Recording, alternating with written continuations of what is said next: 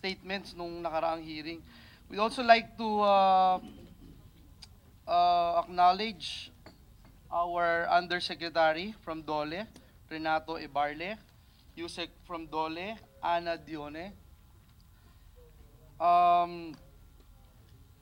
Before I continue acknowledging our resource persons, yung pinakamahalagang bisita ng committee ay hindi pala bisita, miyembro ng committee ay katabi ko na ho, ang napakasipag at hindi lang kinakampanya ko, iboboto ko pa, Senator Nancy Binay. Maraming salamat.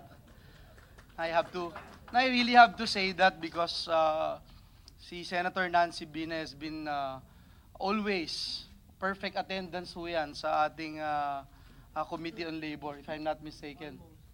Almost perfect attendance. But again, like to acknowledge her presence, especially her, I'm sure her meaningful inputs in this inquiry. We'd also like to acknowledge the Deputy Administrator from Cagayan Economic Zone Authority, General Agrimero Cruz Jr. Sir. Again, from Bureau of Immigration, Deputy Commissioner Attorney Tobias Javier. Hi, sir. From PAGCOR, Senior Manager Offshore Gaming, Attorney Victor Padilla Jr. And then we have also from PAGCOR Legal Counsels, Attorney Carlo Talatala and Attorney Lawrence Solis. From PEZA, OIC Group Manager, Attorney Ross Vicente C. From PEZA also, OIC Foreign National Concerns, Ms. Felicidad Sayo. Action Lawyer from Legal and Legislative Commission, Bureau of Internal Revenue, Attorney Brianna K. De Los Santos. Thank God we have representative from BIR. From PNP, Deputy Director for Intelligence, Directorate for Intelligence, Police Chief Superintendent Ferdinand Divina. Sir. From PNP, Chief Foreign Liaison Division, Police Superintendent Romeo Espero Jr. From PNP, Deputy Director for Community Relations, Superintendent Joselito Daniel, sir. From PNP, madaming taga PNP, Legal Service Representative, Police Senior Superintendent Arthur Llamas, Directorate for Operations, Executive Officer, Police Chief Superintendent Eugenio Pagirigan. Kompleto ang PNP. Ang di na lang kompleto yung hinihingi ko pong report. From BIR, Attorney Raymond Ipio, Action Lawyer from Legal and Legislative Commission. Assistant Vice President from Clark Development Corporation, Mr. Rodem Perez. Thank you, sir. And from NBI, Mr. Ronald Aguto, Chief International Operations Division. Sir, thank you very much for being here. Sa bawat isa po na naririto, mapagpalang umaga at maraming salamat po sa inyong pagdalo. This juncture, let me give my opening statement. We are discussing SRN 243, Senate Bill number 1508, SRN 751, and Senate Bill number 1425. Huli po, magandang umaga at maraming salamat sa inyo pong pagdalo. Alam nyo, aaminin ko, naniniwala po ako sa kasabihan na bihirang masilayan, agad nakakalimutan. Sa wikang Ingles, out of sight, out of mind. Sana nga lang po ay masasabi ko rin po ito tungkol sa issue ng pagdagsa ng mga illegal foreign workers sa bansa. Nagsimula po tayo noong 2016, December. Tandang-tanda ko pa ho, 1,500 plus yung naaresto na illegal workers doon po sa Clark. Excuse me. Mismong mga taga-Clark ay nagulat po doon sa nangyari. Ang mas nakakagulat po noon ay dalawang commissioner, deputy commissioner ng Bureau of Immigration ay nasangkot dito sa napakalaking sigalot at gulo. At dalawa po sa kanila, no? Si Deputy Commissioner Robes, Deputy Commissioner Argosino, at yung mga tinalakay po natin ay binigay po natin, dinala natin doon po sa Blue Ribbon Committee ni Senator Gordon at napakinabangan po ito. But during then, I still remember a lot of officials, government officials, agencies, departments ng ating pamahalaan already stated na they will do their best to become better in regulating the influx of foreign workers. 2019 na po at nandito pa rin tayo. Parang unfortunate to say na walang nag-move on. Sa halip parang lalong sumidhi at umigting ang lahat. Araw-araw pulot-pulutong ang mga dayuhan na workers ang nakikita po natin. Sabi ko nga nung last hearing, nandyan po ako sa Pasay, isang araw kumain ako, akala ko nasa China ako. Imposibleng makalimutan at hindi maaaring tayo'y magbulag-bulagan sa isyung ito. Recently, may insidente pa po tayo ng pananaboy ng taho sa ating pulis. Yung pong Chinese national na nagsaboy ng taho na si Miss Jial Zhang. Ayan po, andyan po yung picture, pasikatin ho natin siya. 8 taon na raw po siya dito sa Pilipinas. Tanong ko nga po, ano kayang hawak na visa ng taong yan? At 8 taon na po dito, isipin nyo po, pinatuloy nyo na for 8 years, nilapastangan ka pa. Totoo pong hindi natin dapat basta na lamang palampasin ang sabihin na nating maliit na issue ang pananaboy ng taho. Gaano pa kaya ang maraming mga illegal foreign nationals na involved sa iba pang malalang krimen? O ang libo-libong trabahong ninanakaw sa ating mga kababayan ng mga illegal foreign workers? Ang lahat po na ito ay nag-uugat, unfortunately, sa mga petics na patakaran.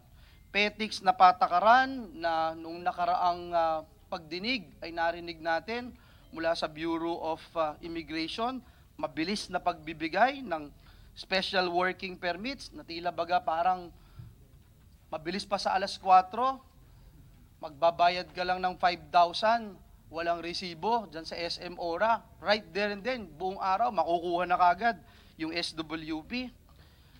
Na walang kaakibat na alien employment permit. Kung ganyan po ang sistema, talagang magkakaroon po ng influx ng illegal foreign workers sa bansa. Ang problema, hindi lang kasi petics, may lagayan pa nga po, gaya ng ating nabanggit.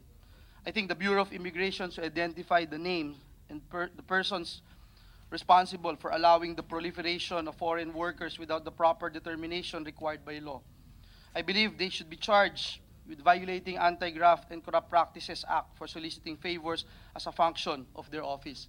In fairness to Commissioner Morente, when we talk about it, immediately, nagkaroon siya ng action agad.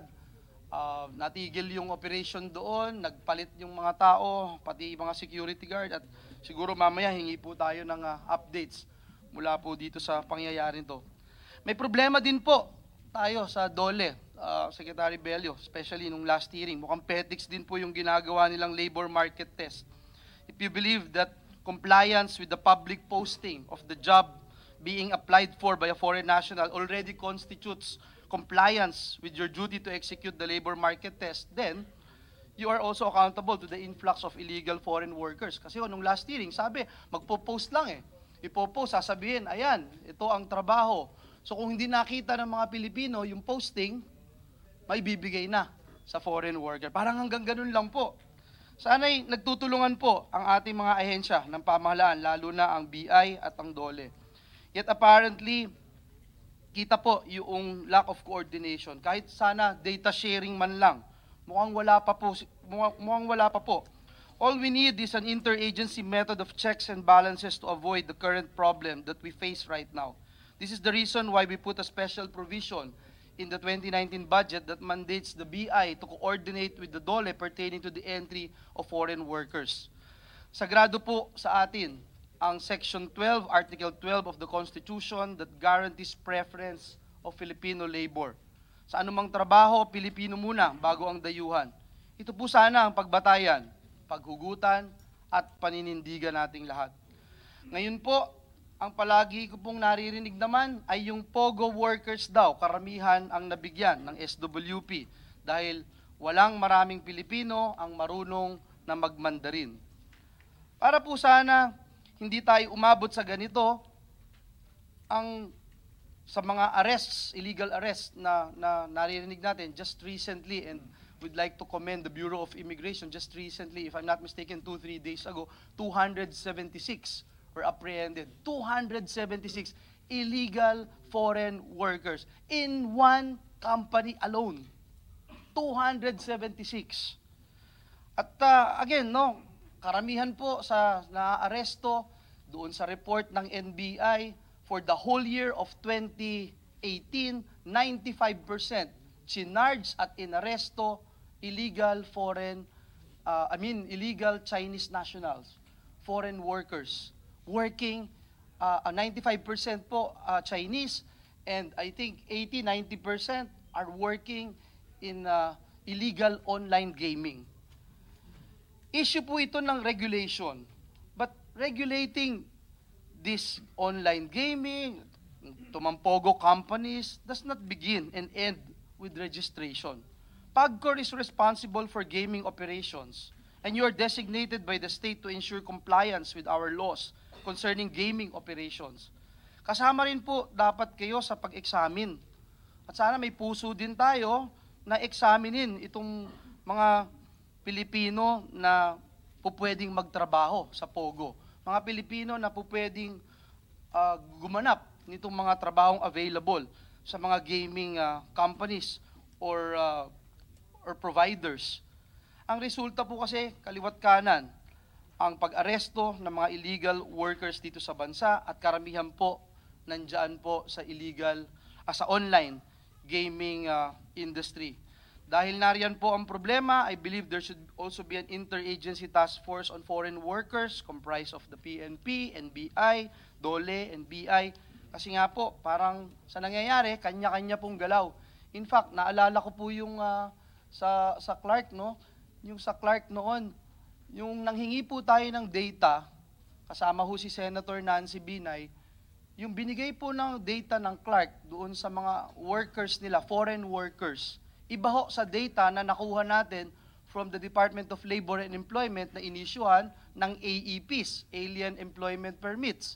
Ito po ay sabi nila prerequisite para makatrabaho po doon. At guess what? Iba rin ho ang data na listahan na nakuha namin from the Bureau of Immigration. Can you imagine that? Isang issue lang po ito, isang lugar, iba-iba yung data, iba-iba yung pangalan, at parang wala ho talagang koordinasyon. Hindi na ho po pwede ito. Finally, ito raw pong pagdagsa ng mga illegal foreign workers, maging sa construction, Secretary, ay dahil wala nang natirang skilled workers daw dito sa ating bansa. Nakakalungkot po, narinig po natin yung tagapagsalita ng ating pamahalaan na tila wala na raw po tayong skilled workers at napunta na daw po sa ibang bansa lahat. Tinanong ho ako kanina ni Mike Enriquez, nila Joel Reyes-Obel, meron ba tayong data na nagsasabi na wala na talaga tayong skilled workers dito, nag-ibang bansa na lahat? Ang ating unemployment ay 2.3 million individuals pa rin ang walang trabaho. Sa data ho ng TESDA, when I was there, I don't recall getting more than 20 or 30% of our graduates that goes straight abroad. Yung straight abroad ho, wala po ako narinig na ganung data. Hindi ko ho alam kung ano na ho ang data ngayon, and I'm checking now with TESDA officials kung ano po ito, sapagkat last year alone, nasa 234,534 gumraduate lang po ng construction-related qualifications. Uulitin ko, 234,534. Ganun ho kadami yung gumraduate. Hindi ko alam kung ilan yung sinasabi ng palasyo, ng Malacanang na nag-abroad na po at kulang na daw po tayo sa skilled workers. So ako, I have very strong reservation doon po sa statement na iyon. At sana matulungan po tayo ng TESDA at DOLE being the head of the TESDA board by paper. Natatawa kasi secretary, parang by paper daw ho. And let me point out also for the record, the TESDA even allotted 25% of the training for work scholarship program. Billion po ito na inalat doon po sa training for work scholarship program at skills training po on construction-related qualifications alone. Kaya para sabihin natin wala, hindi ho ako makapaniwala hanggang ngayon until mabigyan tayo ng data na sila ho ay nasa ibang bansa na. Ano yung gusto kong i-point out? Sa pagdinig na ito, sana makita natin lahat yung importance of having a mechanism that if there are emerging industries in the country na nangangailangan ng foreign workers dahil walang capable, walang able at willing na Pilipino na kumuha ng trabahong ito, sana ho may mekanismo tayo na pag-aralang mabuti ito, magkaroon ng totoong transfer of knowledge. Kung technical ito, pang-expert ito, matransfer sa atin para balang araw, Pilipino naman po ang kumuha ng trabahong ito. Napaghahandaan po natin. Wala ho tayong problema doon sa pagpasok ng foreign workers sa bansa. Siguraduhin lang natin tama yung proseso, maayos, hindi mangbubuhos ng taho sa ating kapulisan, hindi mababalitaan ng chap-chap, nanuntok ng Pilipinas sa isang bar, na nagtatrabaho dun sa online gaming again. Kaya, pagkor, sana makita nyo rin po itong responsibility ninyo. No? So, ito ho yung ating ninanais. Bottom line, may number po tayo. May sapat na skilled workers din dito sa Pilipinas. Kaya ang tanong po, bakit ipinamimigay sa mga dayuhan ang mga trabaho? Bakit hinahayaan nating manakaw sa ating mga kababayan ang mga oportunidad na ito? Oportunidad na supposed to be magbibigay ng magandang buhay at magandang kinabukasan sa ating mga kababayan. Para kanino po ba talaga ang trabahong dala sa construction industry? Pinagmamalaki ng Pangulo at suportado natin siya 100 million% doon sa Build, Build, Build program. Sapagkat alam natin yung Build, Build, Build is equals to jobs, jobs, jobs. Pero nakakalungkot pag nakakarinig tayo na ito'y napupunta, even government projects ay napupunta sa mga banyagang manggagawa. I hope this will be our last hearing on the issue and we look forward to a committee report containing our recommendations to finally put an end to the influx of illegal foreign workers in our beloved country. Muli marami po salamat sa inyong pagpunta at inaasahan po natin ang inyong cooperation at nais naming marinig ang inyong mga thoughts about this particular issue.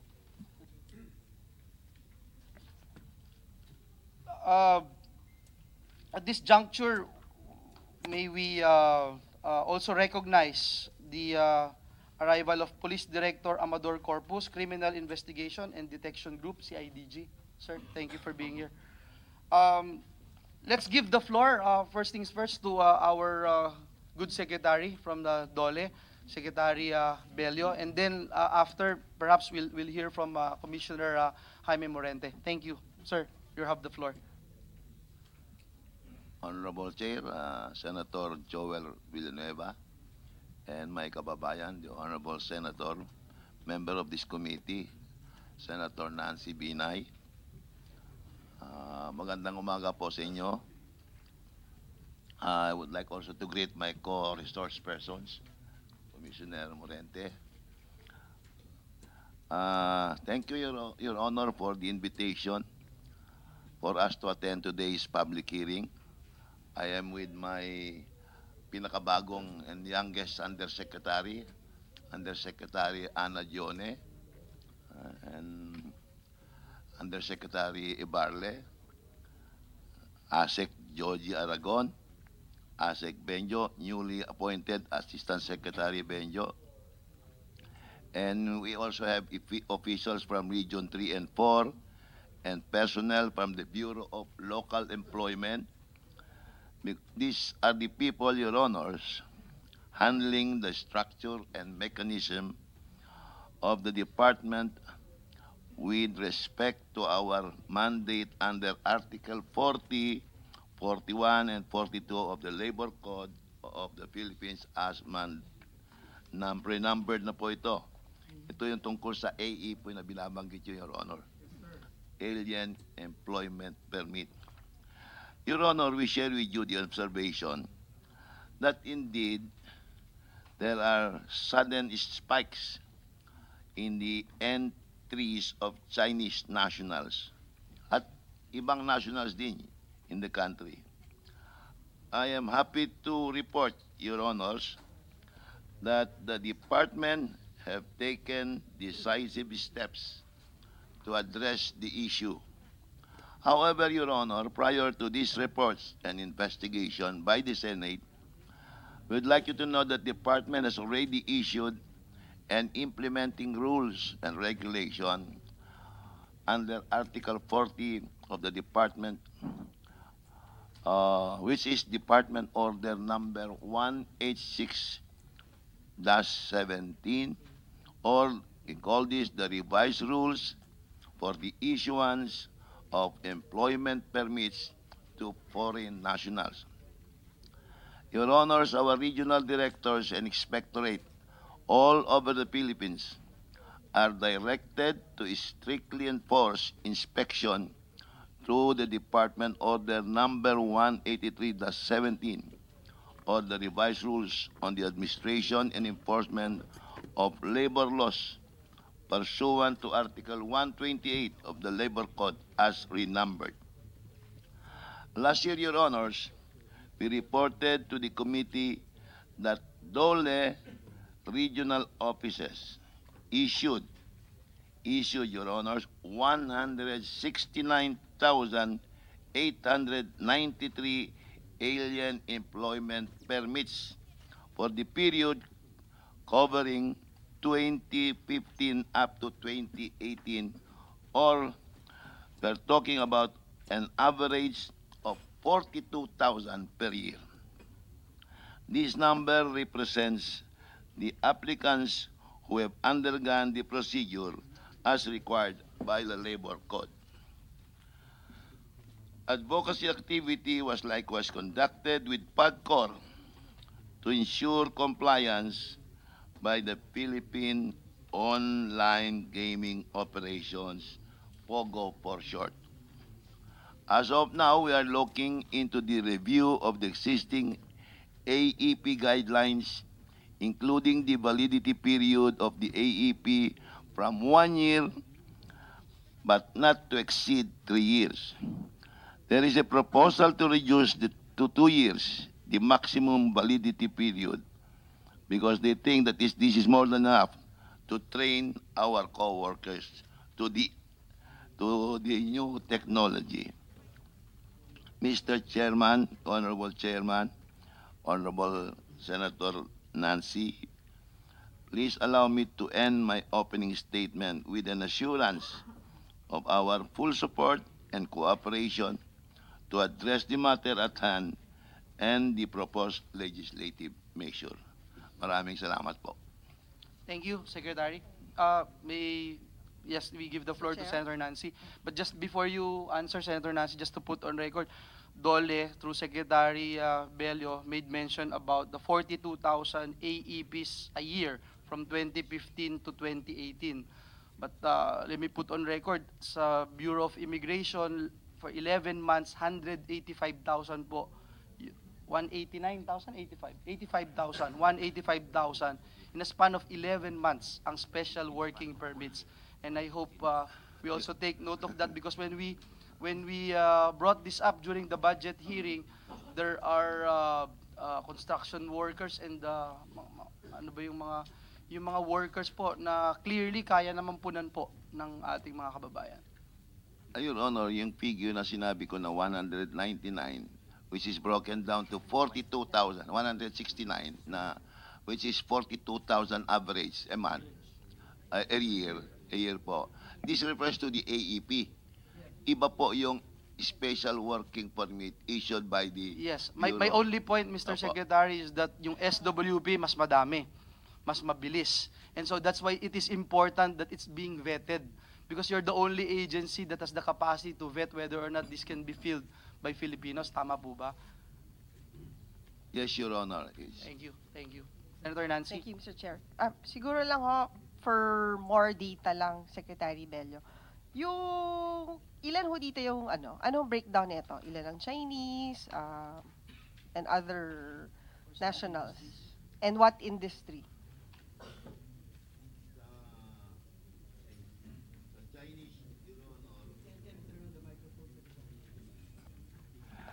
Sa Chinese nationals, Your Honor, we have 85,496,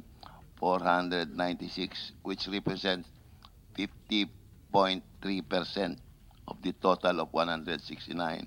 Next would be the Japanese, which is 16,000 plus, representing 9.7%. Then we have the Koreans, 9.1%. The Indians, 6.7%. Then the Taiwanese, 3.7%. The Indonesians, 2.9%. The Malaysian, 2.4%. And the Vietnamese, Your Honor. Pero meron ho ba tayong breakdown ng industry? Saan dito? Ito Siguro naman ho po. para mas for example, yung 85,496 na Chinese, anong industry mostly itong 85,000? Meron din po tayong Your Honor, yung per industry naman. Sa industry, we have the administrative and support services, which represents 35.9%. Then we have manufacturing, which represents from 14 to 24%. Then information and communication, 10%, 10.6%. Arts and recreation, 10 to 17.5%.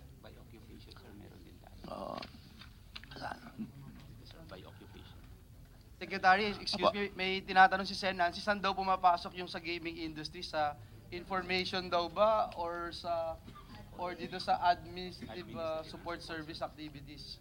Pumapasok, Your Honors, sa administrative and support services, Your Honors. Thank you. Siguro, Secretary, ano ho yung qualification para mapasok kayo doon sa admin and support service activities? Kasi technically, dapat yung trabaho na to hindi kayang gawin ng Pilipino. Our assumption, Your Honor, is that these services are services that cannot be performed by Filipinos. Siguro, a Aba. specific job Yung halimbawa, job yung, description or job title yung that falls under this Anong tawag doon? qualification. Mandarin speaking yung mag-send sila ng messages in Mandarin, Your Honor. To be very frank, Your Honor, I'm not really conversant with the operation of PAGCOR, especially the POGO, but they're really honored, so maybe they can explain. Okay. Thank you, Mr. Chair.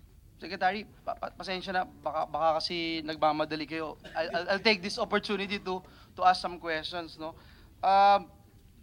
One of your initiatives, according to Dole last hearing, that is undertaking a joint review of the policies on the issuances of special working permits. To date po, we have not received kasi any update on the status of the joint review. Can you, if there is, can you give us an update dito sa tinatawag na joint review of policies relating to the issuance of special working permits? And I think it is important to note that whether we like it or not, you guys have to coordinate with the Bureau of Immigration, no, regarding this issue. The end view of perhaps recalling yung order na itong AFFJR number 05009 and Dole Memorandum dated March 3, 2005. Mr. Secretary, why is the review taking too long po kaya? Nasaan na ho kaya tayo, sir? Thank you, Your Honors. Actually, Your Honor, we had a meeting yesterday, high-level meeting presided over by no less than Secretary Dominguez of the Department of Finance, Secretary Maynard Guevara of the Department of Justice, DTI Secretary Lopez, then no less than the chairman of PAGCOR was present, Your Honor, Chairman Didi Domingo. The BIR commissioner was there, Your Honor, Commissioner Dulay, and also representatives from BI, Bureau of Immigration and Deportation, this is a high-level meeting, Your Honor, and we are now in the process of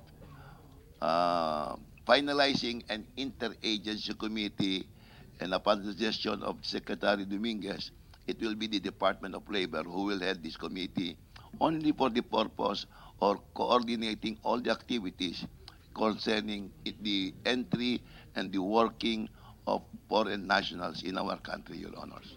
Kaya medyo complicated itong operation, Your Honors. Kaya I hope the chair, the committee will consider giving us enough time. Probably 1 month will be more than enough, Your Honors. Before that, we will give you already Kahit the 2 result. months, 3 months, bibigyan ko kayo. Secretary, kaya lang, medyo matagal na ho. Halos ilang buwan na po tayo naghihintay. But well, I'll take your word, Secretary. We have great respect and admiration po sa mga ginagawa po ninyo. In fact, yung mga hinihingi po namin na ibibigay nyo naman. Kaya lang sabi nyo, high level, pero parang si Commissioner Morente, hindi nyo nasabing kasama. Kasama, PBI ka po. Okay, kasama. Secretary, one last po before I give the floor to Secretary, Commissioner Morente. Nabanggit nyo ho kanina yung AEPs na in-issue nyo, yung type of industry, etc. Nabangga nyo na po ba itong mga data na ito sa data ng Bureau of Immigration? I'm saying this because as I was giving my opening statement kanina, dun ho sa nangyari, sa issue dun sa Clark, yung illegal workers po, 1,500 plus yung naaresto po dun. Iba yung record ng Clark, iba yung record ng Dole, iba yung record ng immigration. Nabangga nyo na ho ba itong mga data ninyo? Your Honor, yung issuance ng special working permit is the mandate of the Bureau of Immigration and Deportation. I'm actually against saying it's a mandate because I have yet to find the legal cover why they are still issuing SWPs, Your Honor. Well, there is an existing memorandum issued by my predecessor, Your Honors, and we have not rescinded or recalled that memo, Your Honor. But let me give you an example, Secretary. If you see someone here in Macapagal, because September 6, 2018, there were about 34 or 36 illegal construction workers na inaresto po, thanks to PNP din na nag-aresto po sa kanila. 36 illegal foreign workers working in a construction site. Nakita nyo po, naghahalo ng semento. Kung sakali po na ma-interview nyo siya at sabihin nung naghahalo ng semento, meron akong special working permit from Bureau of Immigration. Ano pong gagawin natin? Hindi po sila illegal, ibig sabihin, pag gaganon, di ba? We always assume the regularity of the issuance of the SWP, Your Honor. So, kung wala pa siyang AEP, it means that he is working under that SWP that was issued by BID, Your Again, Honor. Mr. Secretary, you saw that guy, you asked that guy, anong ginagawa mo? Naghahalo akong semento. Anong ginagawa mo kahapon, bukas, maghahalo ako ng semento? Hindi ko ba klaro yon na kayang gawin ng Pinoy na nag-a-apply ng trabaho? I mean, just for the record. I agree, Your Honor, with the observation of the Honorable Chair. Kaya lang, Your Honor, in reality kasi, pag may nakita kaming ganyan, hanggang ano lang kami, hanggang tingin lang kami, Your Honor. We have no police authority. If you give us, if the Congress will give us to the authority to immediately deport or even close the business establishment hiring this guy, then we will do that immediately, Your Honor. But under the present mandate of the department, wala kaming ganyang powers, Your Honor. We will just have to report them to the BID. But you agree with me, Your Honor, na mali po yun. Kahit na legally nakapasok na dito, legally nakakuha ng SWP, mali po yun. Tama po ba ako? I agree 100%, Your Honor. Thank you very much. And kudos din po doon sa mga nag-aresto, doon sa MOA na construction site, dahil mismo pong binabanggit ko na inaresto na illegal foreign workers sa construction sector, wala po sila ni SWP, wala. So can you imagine ho, ang magiging complication, kung meron silang SWP at alam natin na kayang gampanan ng Pilipino yung trabaho na yon. So tama ho kayo and I thank you for your answer. Mr. Chair, siguro, Sec, just a suggestion. Baka through your own initiative, pwede nyo, siguro CES can issue something na para mawala na ho sa BID yung authority to issue that special working permit at talagang i-centralize na lang lahat sa DOLE. Your Honor, actually, we are in that process already. And we already, yesterday already manifested my intention to meet with Secretary Guevara of the Department of Justice to discuss with him the issue of this memo issued in 2005 by my predecessor. This is the reason or the basis for the issuance by BID of the special working permit, Your Honor. Pinag-uusapan namin mabuti yan. Kasi kailangan din namin ang tulong ng BID. It's not too easy, Your Honor, na tatanggalin mo yan. Paano yung mga darating na? We have a lot of tourists coming in. Pag inalis mo yan sa BID, baka magkaroon ng vacuum sa operation ng BID, Your Honor. Pero ibang kaso naman yung tourist hindi wala naman sila intention to work. Baka pwedeng mas i-define pa yung parameter kung saan pwedeng mag-grant si BID ng special work permit or baka may mali din kasi dun sa title na special work permit kasi pag binanggit na ho yung word na work, automatic for me and I guess for Senator Joel Villanueva, it falls under the Department of Labor and not under the Bureau of Immigration. We find reason in your observation, Your Honor. Kaya lang, you know, when a tourist come in, a traveler comes in, visa lang dala niya usually, tourist yan. Ngayon, kung pupunta sila sa BID, sasabi nila, we are going to work. So the BID will give them a special working permit for them to work for the job and hopefully get an AEP. That is why they are given 3 to 6 months for them to get an AEP. Okay, just to give our people the backgrounder kasi baka nawawala po sila.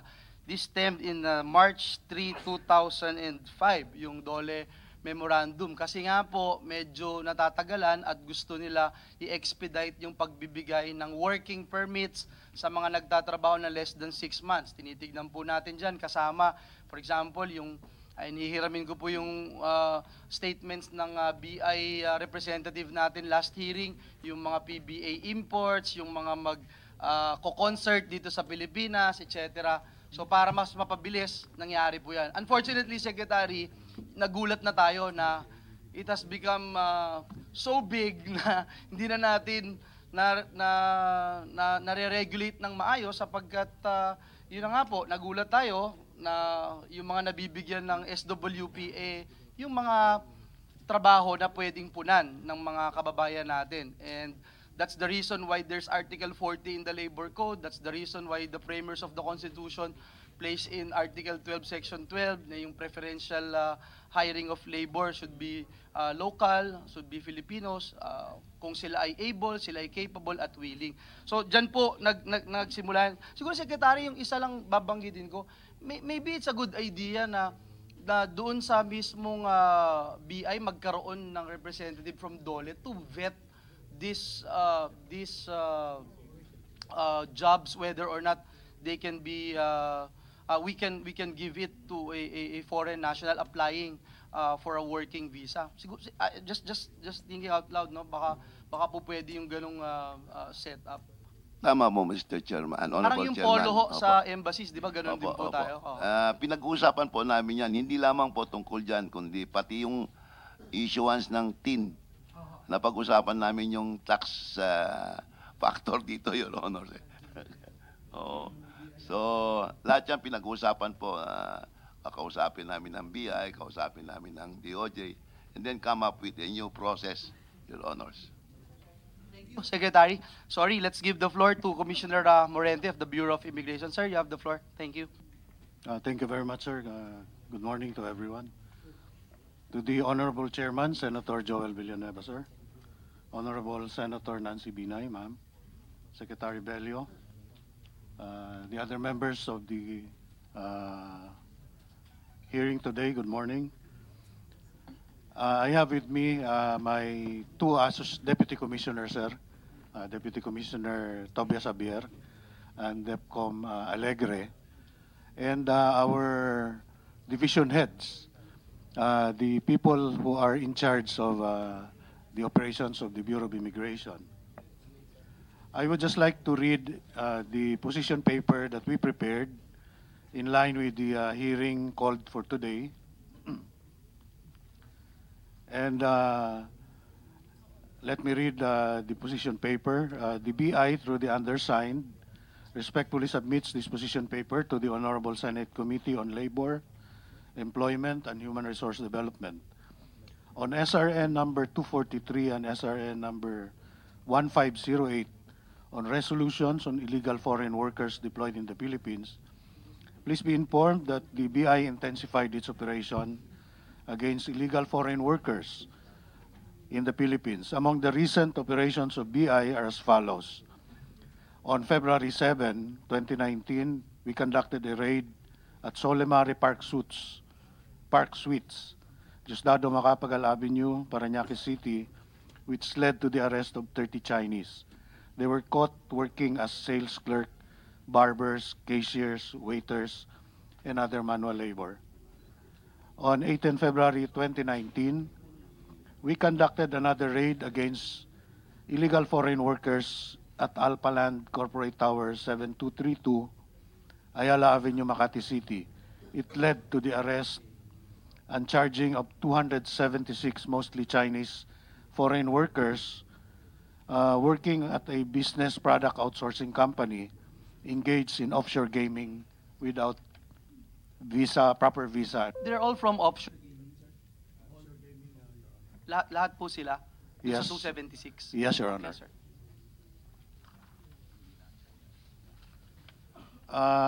It's worthy to note that not all of them were Chinese.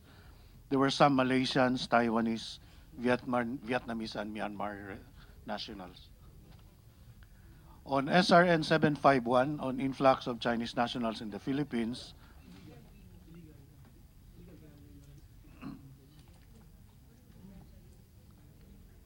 the influx of Chinese nationals in the Philippines, we see it as a direct consequence of the increase of Chinese tourists in the Philippines. The government's objective is to increase the number of foreign tourists visiting the Philippines, including the Chinese. These foreign tourists visit various tourist sites, restaurants, shopping malls around the Philippines. On the other hand, the influx of Chinese working in the Philippines, we saw it as a direct consequence of the growth of the offshore gaming industry in the Philippines.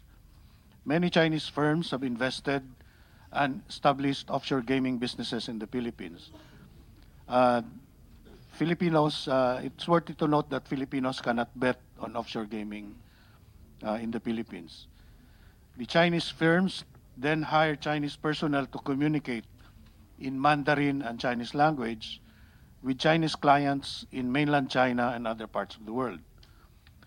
The BI approves application for special work permits and work visa of these foreign nationals upon presentation and submission, among others, of the PAGCOR license authority to operate, and CA 613 Section 4230 para 32 authorizes the BI to issue work permits to foreigners and impose corresponding fees.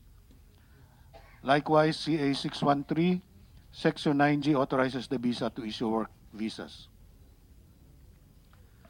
DOLE recognized the BI authority to issue a special work permit, as you have mentioned, Your Honor, during the time of Secretary Patricia Santo Tomas and Commissioner Alipio Fernandez. It required those foreigners seeking employment for less than 6 months that they are no longer required the alien employment permit, but they instead required to secure the SWP. Nonetheless, to ensure that the BI does not issue special work permits to foreigners whose jobs have Filipinos who are capable, able, and willing to perform, the BI added safeguards very recently, on 29 January 2019, the Bureau of Immigration issued Operations Order JHM 2019-002, the supplemental guidelines for special work permit and provisional work permit, creating a negative list of jobs that automatically disqualifies applications for SWPs and PWPs and improving the BI's monitoring capability. This is a temporary intervention, Your Honor, pending the issuance of the joint guidelines that will be prepared or that will be given to us by the joint interagency task force. There was an initial meeting last November 15, and we are waiting for the subsequent meetings that will be called. And we also have a special technical working group that has tackled the issues that we will be contributing to the interagency technical working group task force that will be called.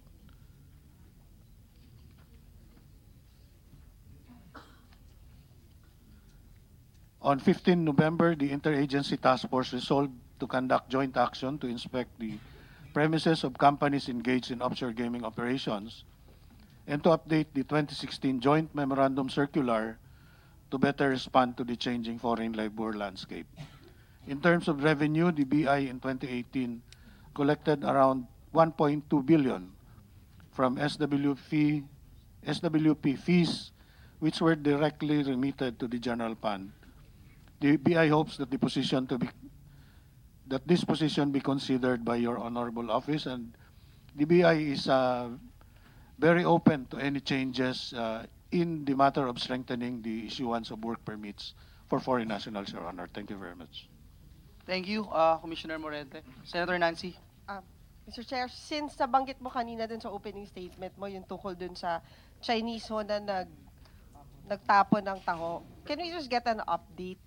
Ano ho ba siya? Ano ho bang may work permit ho ba siya? Tourist visa? Student visa? Hindi pa siya graduate.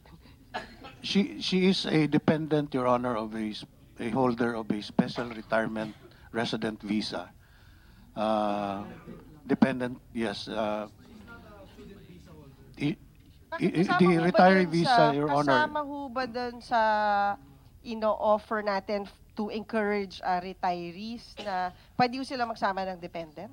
Yes, Your Honor. It is being approved by the Philippine Retirement Authority. Yes, sir. The SIRB, on the other hand, the Special Investor Resident Visa, is approved also by the Bureau of Investments, Your Honor. So again, she's just a dependent. Hindi ho siya, di totoo yung napabalita that she's a She's not a holder of principal. student visa, etc. And she's been here for 8 years. Tama ho ba yun? Yes, 8 Your years. Honor. Thank you. Dependent, hindi naman kailangan. Pero pag nagtrabaho na ho siya, I think kailangan niya kumuha ng permit. Tama po ba? Alien Employment Permit, Your Honor. And sa investigation niya, hindi naman ho siya nagtatrabaho. No, Your Honor. Sa PNP, wala rin na hindi sila nagtatrabaho, na wala akong ganung data na nagtatrabaho siya. Just to point out also, Commissioner Morente, last hearing, your representative here stated that a lot of holders of SWPs come here as a tourist. A lot of those guys, no? And I think parang a big chunk works at the online gaming industry. Is that correct, Your Honor?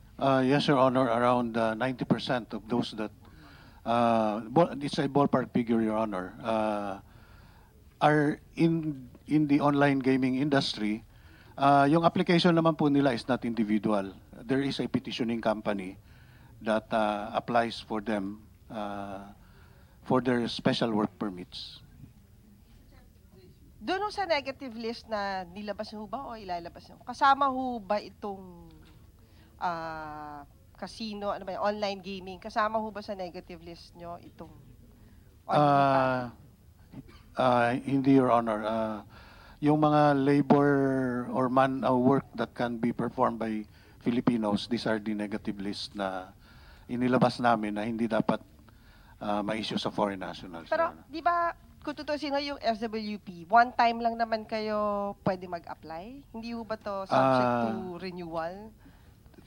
Twice, Your Honor. One Twice. initial 3 months, and then they can extend, renew for another 3 months, but that's the And maximum then after period. that, If kailangan they- na ho silang lumabas. They have to leave, Your Honor, or before the term of the second application expires, they can apply for alien employment permit for a 9G visa, a working visa, Your Honor. Or, but the scenario ho, pwede din lumabas sila saglit for like 3 days or 1 night. Lipad sila ng Hong Kong, balik sila ulit dito sa Pilipinas, pasok sila as tourist visa, apply ho ulit sila ng SWP for 3 months, extends for another 3 months. Pwede, I mean, that scenario is very possible. Tama po ba? Naka-red flag na kasi sila doon sa aming system, ma'am, na they have applied for the second extension. So, yung scenario na lalabas sila, I will not say na very impossible, but we have our database that will validate that they cannot reapply.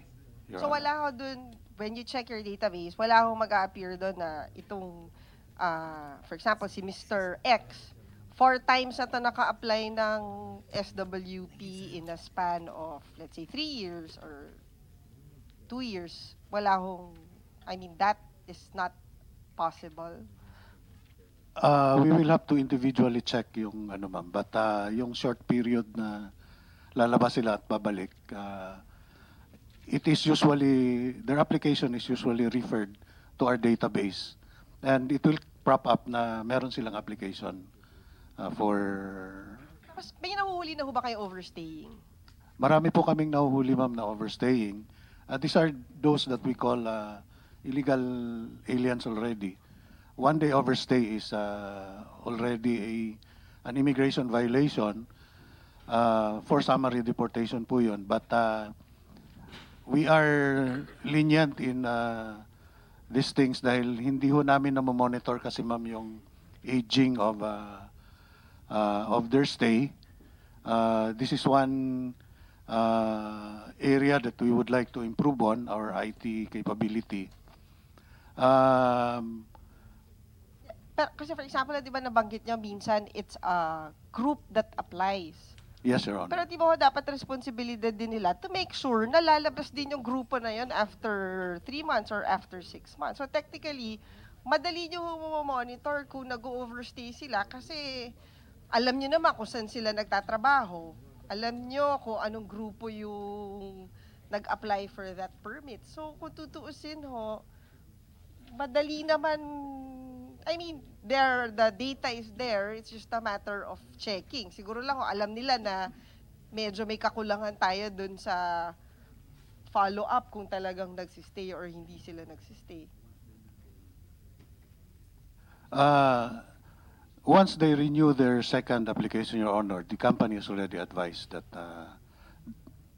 they should advise their employees to leave after the termination of their stay. Tapos how much po yung for them to apply for that dalawang SWP? 6,450, 40 per application, Your Honor. Mga 12,000 ho yung gagastusin nila. And gaano kabilis ho yung proseso? 3 days po. Based on the ARTA, Anti-Red Tape Act, it should be within 3 days, maximum 3 days, na ilalabas, Your Honor. Siguro, Commissioner Marente, how much yung income nyo from this SWPs? We have raised 1.2 billion 2018, Your Honor. Tapos on siguro, SWP. Secretary Bello, kayo naman, sa AEPs, how much have you earned? 700 million, Your Honor. Malaki din pala. Pero siguro dapat mas malaki yung sa inyo kaysa sa kanila. Now you have an idea Mas why marami kasi sila po. na-issue sa amin 169 lang. I think more than 200 yata sila. So, I think ang bottom line, Secretary, kaya maraming interesadong mga may sira ang tuktok na gustong pagkakitaan. But anyway, Commissioner, yung database po ninyo, available po ito at all points of entry? Or naiya lang po ba ito, Metro Manila? Buong Pilipinas po yan? In all our field offices, Your Honor, we have the database accessible for as long as it's online, pero ina-update naman ho ito regularly, Your Honor. Paano nangyayari? You have a guideline sa yung propounding on the questions raised by Senator Nancy. May guidelines ho kayo dun sa special working permit na, for example, itong alien na ito should not be issued an SWP. Kasi ho ulitin ko po yung experience ho namin sa opisina. Kami ho mismo to, hindi ho to dinig. Kami ho mismo. Tumawag, sinabihan kami na may express lane, expedite lane. And ako, pwede nyo akong gamiting witnesses, pati yung mga staff ko sa opisina. Na sinabihan kami, 5,000, walang resibo, same day makukuha. Ano yung guidelines nyo? Again, going back to my question, no? Kasi gusto natin masiguro na, no, iba yung sinasabi mo, yung sinasabi kanina, Senator Nancy, may resibo yun. Ito yung sinasabi ko, walang resibo dahil one day makukuha eh. Balikan ko yung question, Commissioner, yung guidelines for an alien to get his SWP, meron po ba? Kasi, kagaya po nung binanggit nyo, and with all due respect po, you announced that the BI will no longer issue work permits to aliens seeking jobs as construction workers, cashiers, janitors, and other blue-collar jobs. Klaro po itong cashiers kunyari, tsaka janitors na kayang pwedeng punan ng ating mga kababayan. However, when we asked for the submission of these documents, ang Bureau of Immigration submitted SWP lists na breakdown, wala na po nga dun. Hindi na included yung construction workers, cashiers, and janitors. That was after your announcement, Commissioner Morente. So, in my mind, ano ba to? Nilinis ba to? O tinatago ba sa atin itong listahan po na ito? Again, siguro ang question ko lang, Commissioner, is yung sa issuance ng SWP, would you consider yourself as, or the Bureau as the right agency to actually vet whether or not this particular job cannot be filled by a Filipino? Honestly, Your Honor, we would welcome if other agencies would participate in the vetting of those applying for work, especially foreign nationals. We have guidelines in the processing of special work permits, and these are, since this is a decentralized function, where our other field offices also issue special work permits in their territorial jurisdiction, they have guidelines to follow, Your Honor. We just issued the supplemental guidelines, just a way of reminding our field units that they should be aware that those jobs that can be performed by Filipinos should not be given to foreign nationals, Your Honor. We appreciate that, Commissioner Morente, and we'd like to put on record that we laud your efforts, no? Especially when we got a chance to coordinate with your office regarding this particular issue. Napakabilis ho nung pag-respond dun sa mga concerns natin.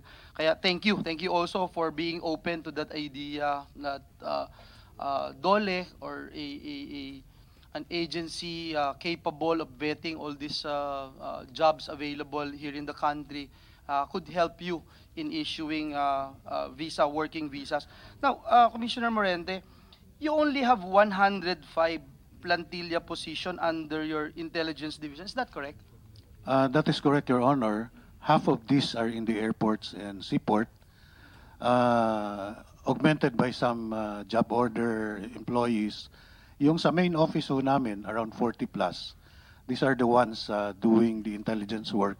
Ilan lang po yun? Sorry. Around 46, So 47, Your Honor. 46, this is the these one are- responsible for conducting immigration intelligence operations Yes, Your Honor. nationwide. Nationwide, Your Honor. Hindi kayo nagugulat ho doon? Kasi nagugulat po ako Actually, doon. that is one of the biggest challenge that we But have. ideally, what would be the right figure?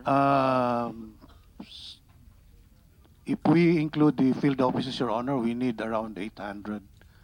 800. Yes, Your Honor. And Tapos 40 plus lang. Yes, Okay, Your Honor. now we understand. Siguro, and having said that, do you, because of these challenges that we're talking about, do you coordinate with PNP, with NBI with regard the investigation of and crackdown on the presence of illegal foreign workers in the country? we do, Your Honor. Usually it works both ways. Either we coordinate with them or they coordinate with us, especially if they see foreign nationals, which are the main targets of the operation. We work hand in hand with them, Your Honor. There was even recently a new memorandum order or memorandum of agreement that I have just signed in coordination with PAGCOR on the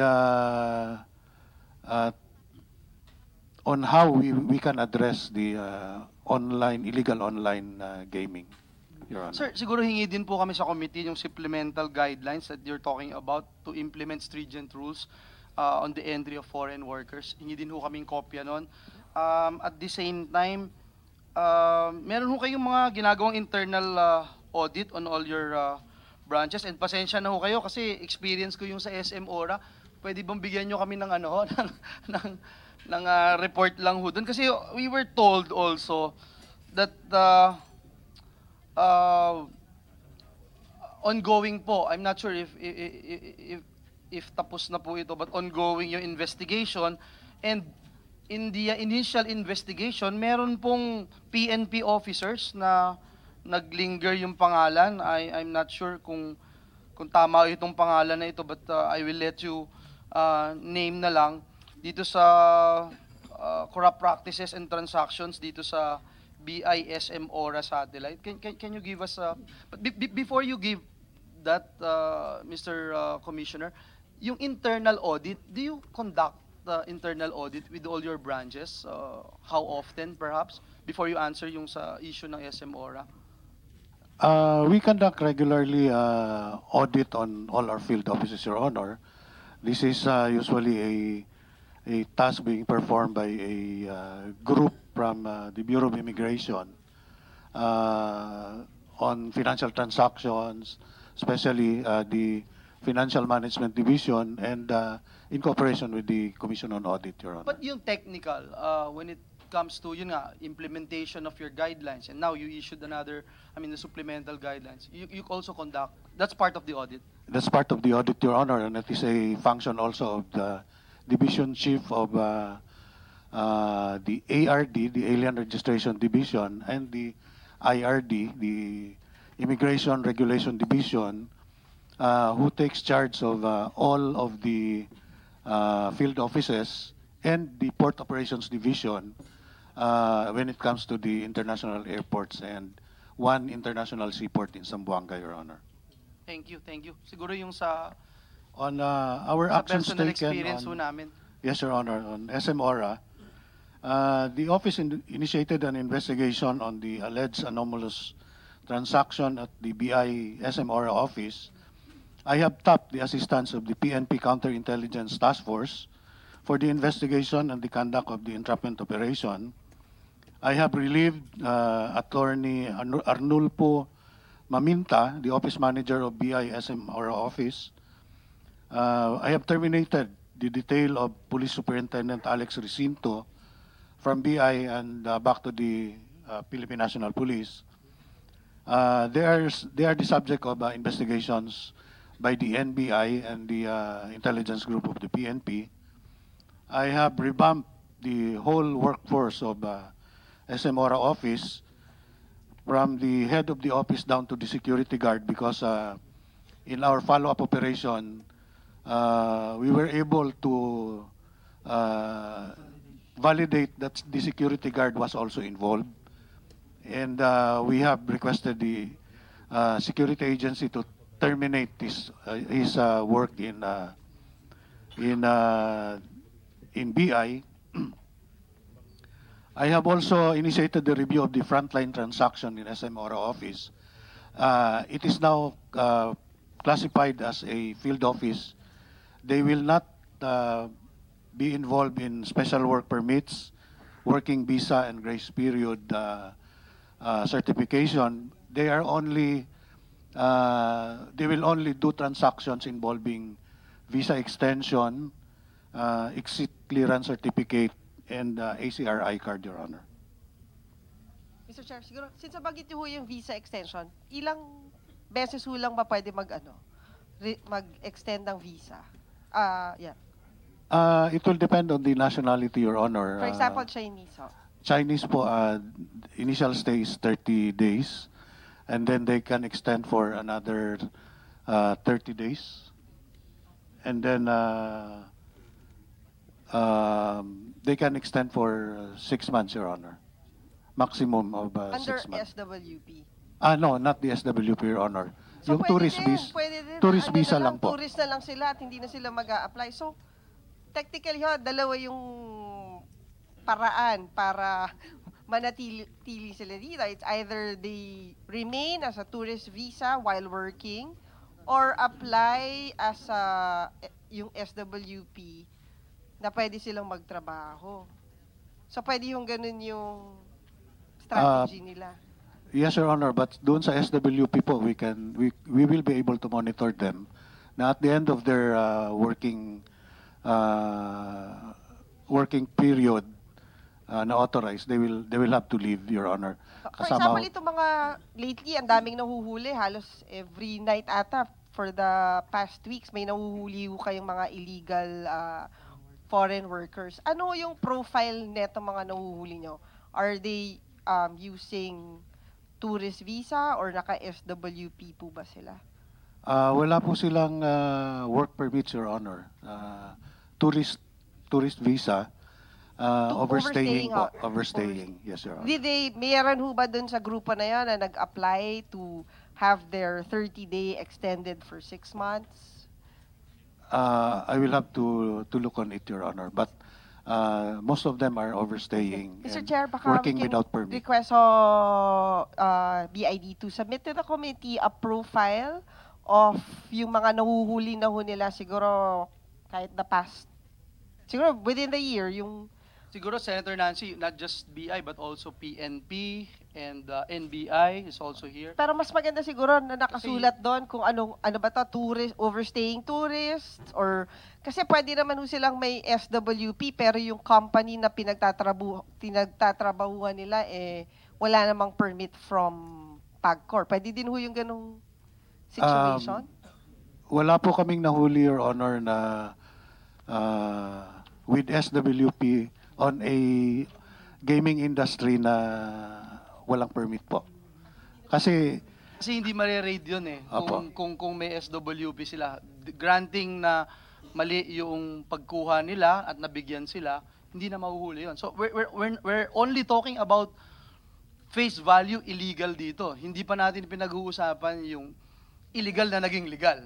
So that's our point.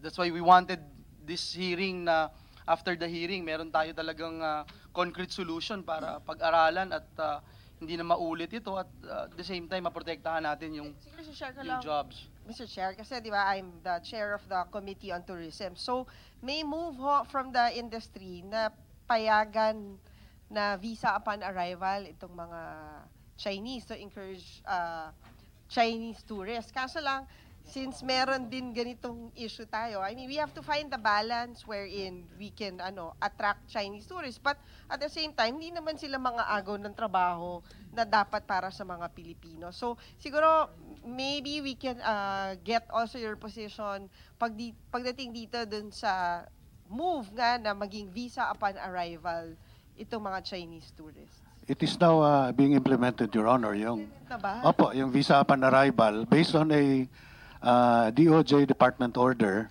in coordination with the Department of Tourism, DO number 42, yun naman pong visa upon arrival, they cannot convert this to a tourist, to working visa. Pag pumasok ho sila ng Usually visa sa cruise upon liner po. arrival, hindi ho nyo bibigyan ng SWPs. Hindi po, kasi non-convertible po yung good for 30 days only. And these are usually in the cruise liners, tour cruise liners, Your Honor, tour groups. May mga travel agencies po nag-apply. Sen Nancy, ito may question ako bilang, you being the head of the Committee on Tourism. Because we have been hearing a lot of this, na pupunta sila as tourists, tapos magtatrabaho sila, especially yung mga Chinese nationals working in online gaming.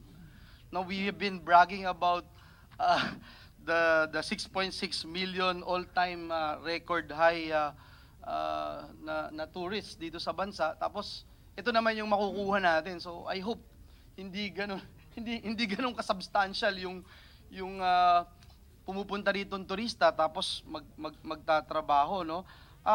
Siguro, DOLE and BI, is there an interagency initiative to harmonize tourism with regulating the influx of illegal foreign workers posing as tourists? Siguro, I wanted to find out kung kasama ba ito sa mapag-uusapan, Secretary?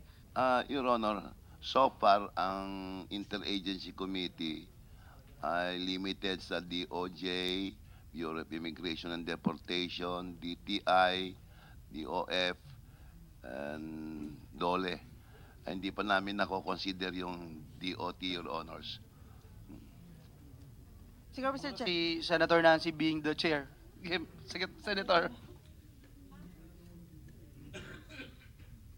Baka ho, pwede nyo na nga rin isama si Secretary Berna dun sa coordination meeting nyo. Pagdating ho dito sa influx of Chinese tourists. But, not so related, topic of, siguro mag-move on na ho tayo from tourism. Tatanong ko lang ho kasi, di ba, yun sa binigay nyo, Secretary Bello, may mga industriya naman na talagang nag-a-apply ng AEPs. Ano ho bang proseso nito? For example, you're a Chinese national ho kayo na mag-a-apply kayo sa construction industry. From China ho ba, doon nag-uumpisa yung proseso, yung siguro yung counterpart na construction company, pumupunta ho ba sila sa embassy natin? Tapos doon pa lang kumukuha na sila ng application for work permit? Or upon arrival lang ho yung pag-aayos ng permit nila to work? Sa ngayon, Your Honor, yung upon arrival. Although, So technically, lahat ho ito, Opo. pumapasok dito as tourists, and then Opo. saka na lang ho pinoproseso. Opo. Pero, yun na nga, one of the measures that we are going to consider, Your Honor, yung bago makalis doon, merong working visa ng kukunin ibibigay nung Kasi for example, itong build program, alam naman ho natin marami dito, may Chinese counterpart na construction company. Hindi ho ba pwede na from, let's say, Beijing pa lang? Because aminado naman ho talaga tayo na may mga gamit sila na talagang hindi kayang i-operate ng mga construction workers natin. Kasi I think sabi nila mas high-tech daw yung gamit. Hindi ho pwede na from, kunyari, let's say, Beijing, pupunta ho si construction company sa embassy natin, mag-a-apply doon pa lang ng work permit for a construction company. So, hindi ho nasusunod yung ganong proseso because like us, di ba ho, pag tayo magtatrabaho abroad, dito pa lang humihingi na tayo ng work permit from the embassy of the country kung saan ho tayo magtatrabaho. So, bakit hindi ho ganun yung proseso para sa atin? Your Honor, right now, wala po yung proseso niyan. But that is one of the procedures or system that we are going to consider in that interagency meeting, Your Honors. Nakagaya ng sinabi niyo, Your Honor, na bago ka umalis, meron ka ng OEC galing dito sa Pilipinas. Kaya doon naman yung dapat meron ng makukuhang working visa doon. Tutusin ako, dapat yung katulad ng ginagawa ho natin, di ba? There's an agency recruitment agency that does it. Hindi ba pwede? Dapat sila, I mean, kasi in light of the build, na alam naman ho natin na talagang mukhang maraming papasok na specifically Chinese nationals because may mga equipment nga ho na in fact may nakausap po ako dun lang sa this company, parang 4,000 na ata na Chinese employees yung inano nila because nga dahil dun sa gamit na hindi natin matrain kasi nga wala tayong gamit para i-train yung so parang assuming that there's truth to that, di ba dapat ho ganun yung proseso? Actually, Your Honor, the build infrastructure program of the President is focused on our local workers, Your Honors, especially our construction workers. Kaya sila ang priority, Your Honors. Yung mga foreign nationals, siguro highly skilled sila, specialized yung kanilang field, yun ang i-allow natin. Otherwise, dapat Pilipino lang talaga makinabang dito sa build, Pero kasi yun na nga ho, parang imbis na yung proseso mag-uumpisa pa lang habang nandun pa sila sa bansa nila. Isipin nyo, kunyari, highly skilled, papasok pa rin siyang tourist dito. Yun na Di nga ba yung, ho, parang, we will adapt, Your Honor, your suggestion yun na dapat doon pa lang kumuha na ng mga requirements doon like so ito hong working visa. ganitong proseso is true for all countries or Lahat po, Your Honors, lahat. so lahat ho nung nagtatrabaho dito ngayon, whether kunyari general manager ka sa isang hotel, Opo. you enter the country as a tourist Yun, ganun po. visa, Sa and then ngayon, you Your just Honor. apply. Oo. Oh, okay. I think siguro, Mr. Chair, baka we can craft something.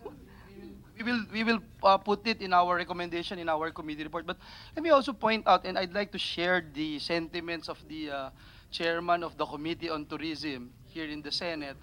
Now, when we talk about spike in the tourism sector, 6.6 million tourists, all-time high, etc. And now we're getting all these reports na yung mga nagtatrabaho mostly, if not a whopping 99-98% of those working in the online gaming industry na bawal sa China, pupunta lahat dito as tourists. Ngayon, yung sa construction sector, may ganun din po. And by the way, Secretary, siguro nabanggit ko lang din po yung construction sector. I went across dun sa CIAP board, the Construction Industry Authority of the Philippines. They have a resolution number 7. Tinatawag po yung pansin ng Department of Labor and Employment requesting DOLE to ensure effective implementation of Article 40 of the Labor Code, yung pinag-uusapan nga po natin. Sabi po ng SIAP, nakakaalarma na daw po yung pagdami ng Chinese at Korean sa construction works and activities. Kaya nakaya naman po ng local workers or professionals dito sa ating bansa. Nabanggit ko lang din po ito, Secretary, kasi kanina binanggit nyo, no? Sabi nyo, pag may nakita kayong construction worker na foreigner na naghahalo ng semento o welder na kayang gawin ng Pilipino, wala ho kayong kapangyarihan to deport. Tama ho yun. Wala kayong kapangyarihan na arestuhin or ipakulong, etc. Pero ang sigurong ang importante po dito is that DOLE has the power to inspect, hindi ho ba? Ma-inspect nyo kaagad to verify kung legally issued man ang visa o meron mang AEPs o nagkamali man ang inyong ahensya na nagbigay pala ng AEP at wala pong ibang Pilipino na pwedeng gumawa nitong trabahong ito. In fact, Your Honor, we have the authority to inspect with the end in view of possibly suspending or closing the operation of the company hiring these people, Your Honor. Yes, may mga ganun na ho, incidents na nakita kayo, nahuli, tapos pinasara po ninyo. Meron po bang ganun na? Wala pa ngayon. Sa ngayon, Your Honors, wala pa po. Oo. Siguro, matapag natapos itong pagdinig, marami tayong madidiscover, Secretary, hindi pa natin napagsasalita yung sa gaming. We'll give the chance to PNP, siguro isa na lang ho na... Mr. Chair, siguro, Sige. one last na lang ho kay Commissioner Morente. Meron ho ba kayo data kung ilan yung pumasok na Chinese tourists at ilan ho yung umexit? May ganun, Yes, Your ganun Honor. data. Can Meron you, po. I don't know if you have it with you now, I do or not have it now, Your Honor, can you but just we will submit to the committee? Thank you. data on the entry and exit of Chinese. Yes, Your Honor. Thank you, Commissioner Morente, but let me sorry if it has become personal to me yung nangyari sa SM Ora. Binanggit niyo ho, yung lawyer is Attorney Arnulfo Maminta. Tama ho 'yun? Yes, Your Honor. It's Para right. lang nasa record din po natin. Tapos yung PNP officer is Police Superintendent Alex Racinto. Is that correct? Recinto, Your Honor. Recinto. Recinto. Yes, Recinto. Your Honor. Isa lang po 'yon na Police Superintendent. Yes, Your Honor, but I also have another one who acts as my chief of staff. Meron pa pong isa? But he was not involved, Your Honor, in Oho. the Ang question ko lang, bakit may PNP officer doon sa Bureau of Immigration Satellite Office? Ano hong Sir, I requested their presence when I took over the helm. They are covered with department order from the DILG. So you requested? Yes, Okay. Your Honor. Kasi You kulang na requested, parang kulang naging po bantay yung... sa lakay pala yung nangyari. Opo, it was very unfortunate, and yung feeling of being let down, Your Honor. Anyway, Commissioner, we're here to help in any way we can. Pwede nyo kaming i-bother anytime para matulungan yung Bureau of Immigration. Marami din po tayong kaibigan dyan. Yes, sir. If there's anything we can do to We help. would also like to just open up this up already, Your Honor, for the support in our new immigration bill. Kasi po andun yung mga changes in organization, in policies that we think will help strengthen and capacitate the Bureau of Immigration, Your Honor. Lalo na yung 40 plus ninyo na nasa plantilla ng Intelligence Division na ang ideal pala is 800.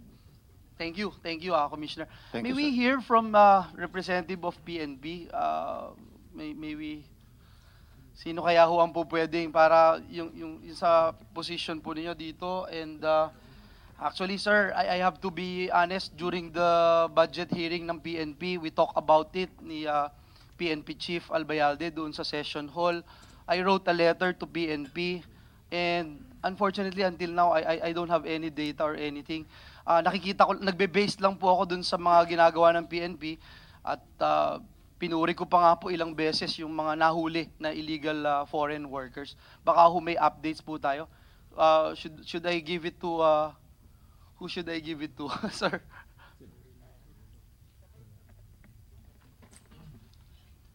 We will, Director Corpus, sige Yes. po, you have the floor, sir. Your Honor, with regards to the clerk, sir, we are checking on it. Mostly, sir, kasi in operations, the PNP is acting as support unit to the agency concerned. We support the Bureau of Immigration. And with regards to the Senate resolution, sir, of course, the PNP fully supports, and we really welcome the idea of coming up with the interagency task force. Para, kasi sir, kukunti lang tao po ng Bureau of Immigration, especially in the regions and in the provinces.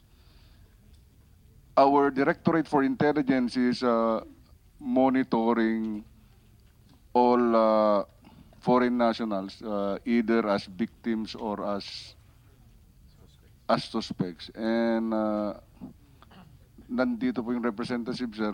Sad to note, sir, na minsan hindi kami umaabot dun sa kung suspect man siya, it's sometimes hindi kami umaabot dun kung anong ang status tong alien na to.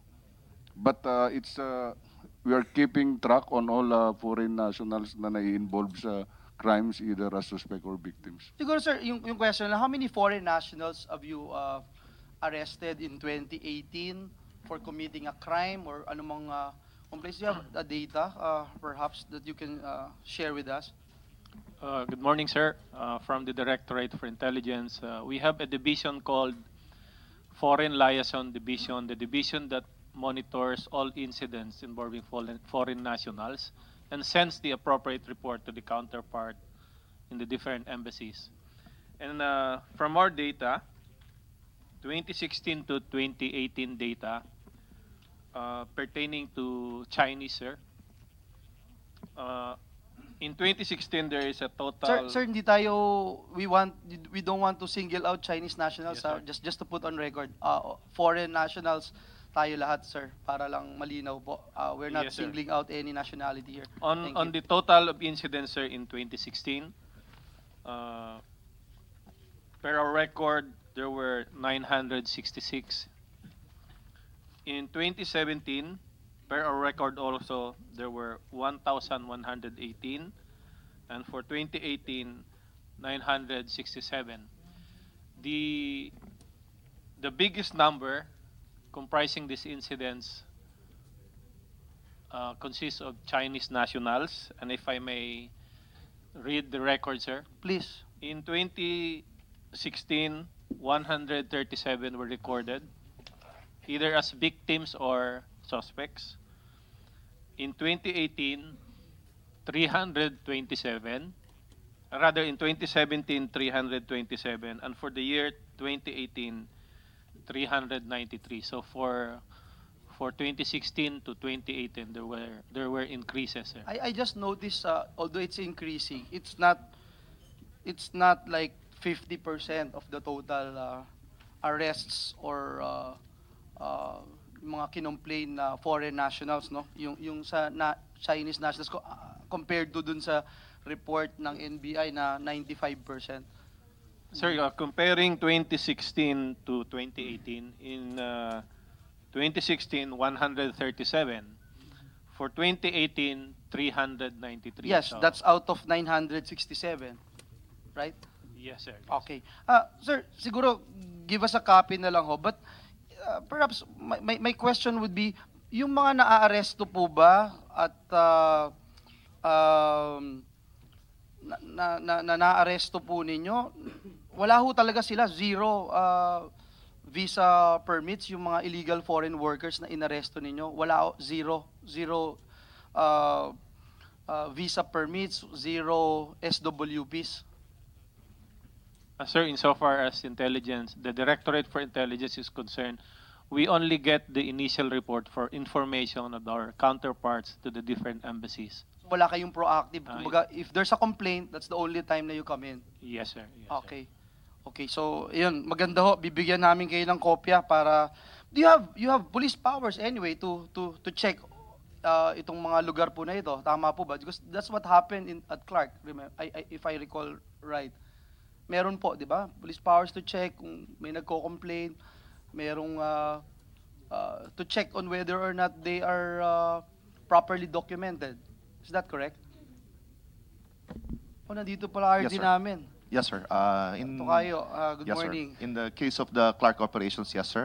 We have coordinated with the Bureau of Immigration regarding the matter, and also part of our SOPs insofar as foreign nationals are concerned, particularly in cases where they are suspects, we check with the Bureau of Immigration on their status, whether they are staying in the country legally or illegally. And if their status is considered as an illegal alien, we refer the matter to the Bureau of Immigration, sir.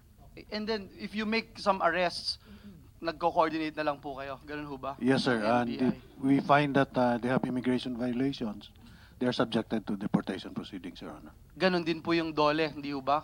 You also coordinate with PNP kung meron kayong ipapaklose. At ito nga, kung sisimulan na natin itong pag-check ng mga lugar na ito. Actually, Your Honor, ang nai-impose lang namin penalty is fine.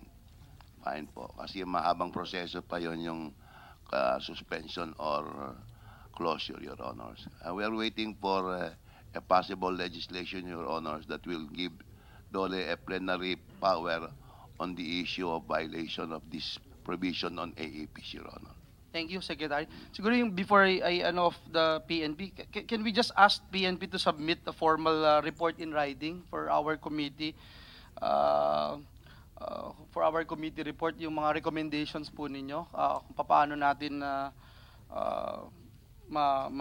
masusolusyonan itong mga pressing issues and concerns na tinalakay po natin. Yes, we'll do that, Your Honor. Thank you, ho. Let me go to NBI, sir. Can we hear a statement from NBI and then probably one from PAGCOR, and then we go with the economic zones and syempre hinihintay natin din from the Bureau of Internal Revenue. Before we give the floor to Mr. Aguto, kasi yung issue pa na napakalaki is itong online gaming. No? Ano ba yung ginagawa natin dito? Honestly speaking, I have some reservations doon sa issuance ng online franchise from PAGCOR. Considering that I was a member of Congress, I think Secretary Bell was a member of Congress also during the time when we were deliberating on the franchise of PAGCOR. We never encountered any special provision na magbibigay ng online franchise, online licenses. In fact, if I recall it right, yung Supreme Court decision doon sa cyber libel, kailangan magpasa ng Kongreso ng batas. At yun ang ginawa ng Kongreso para masaklaw yun dahil hindi saklaw yun ang ating libel laws. No? So, but just the same, nandiyan na yan, but we wanted to find out how we can be of help, how we can protect our people. Yung online gaming ho, doon galing yung isang Chinese national na kung saan ay nanuntok po ng Pilipina doon po sa isang bar.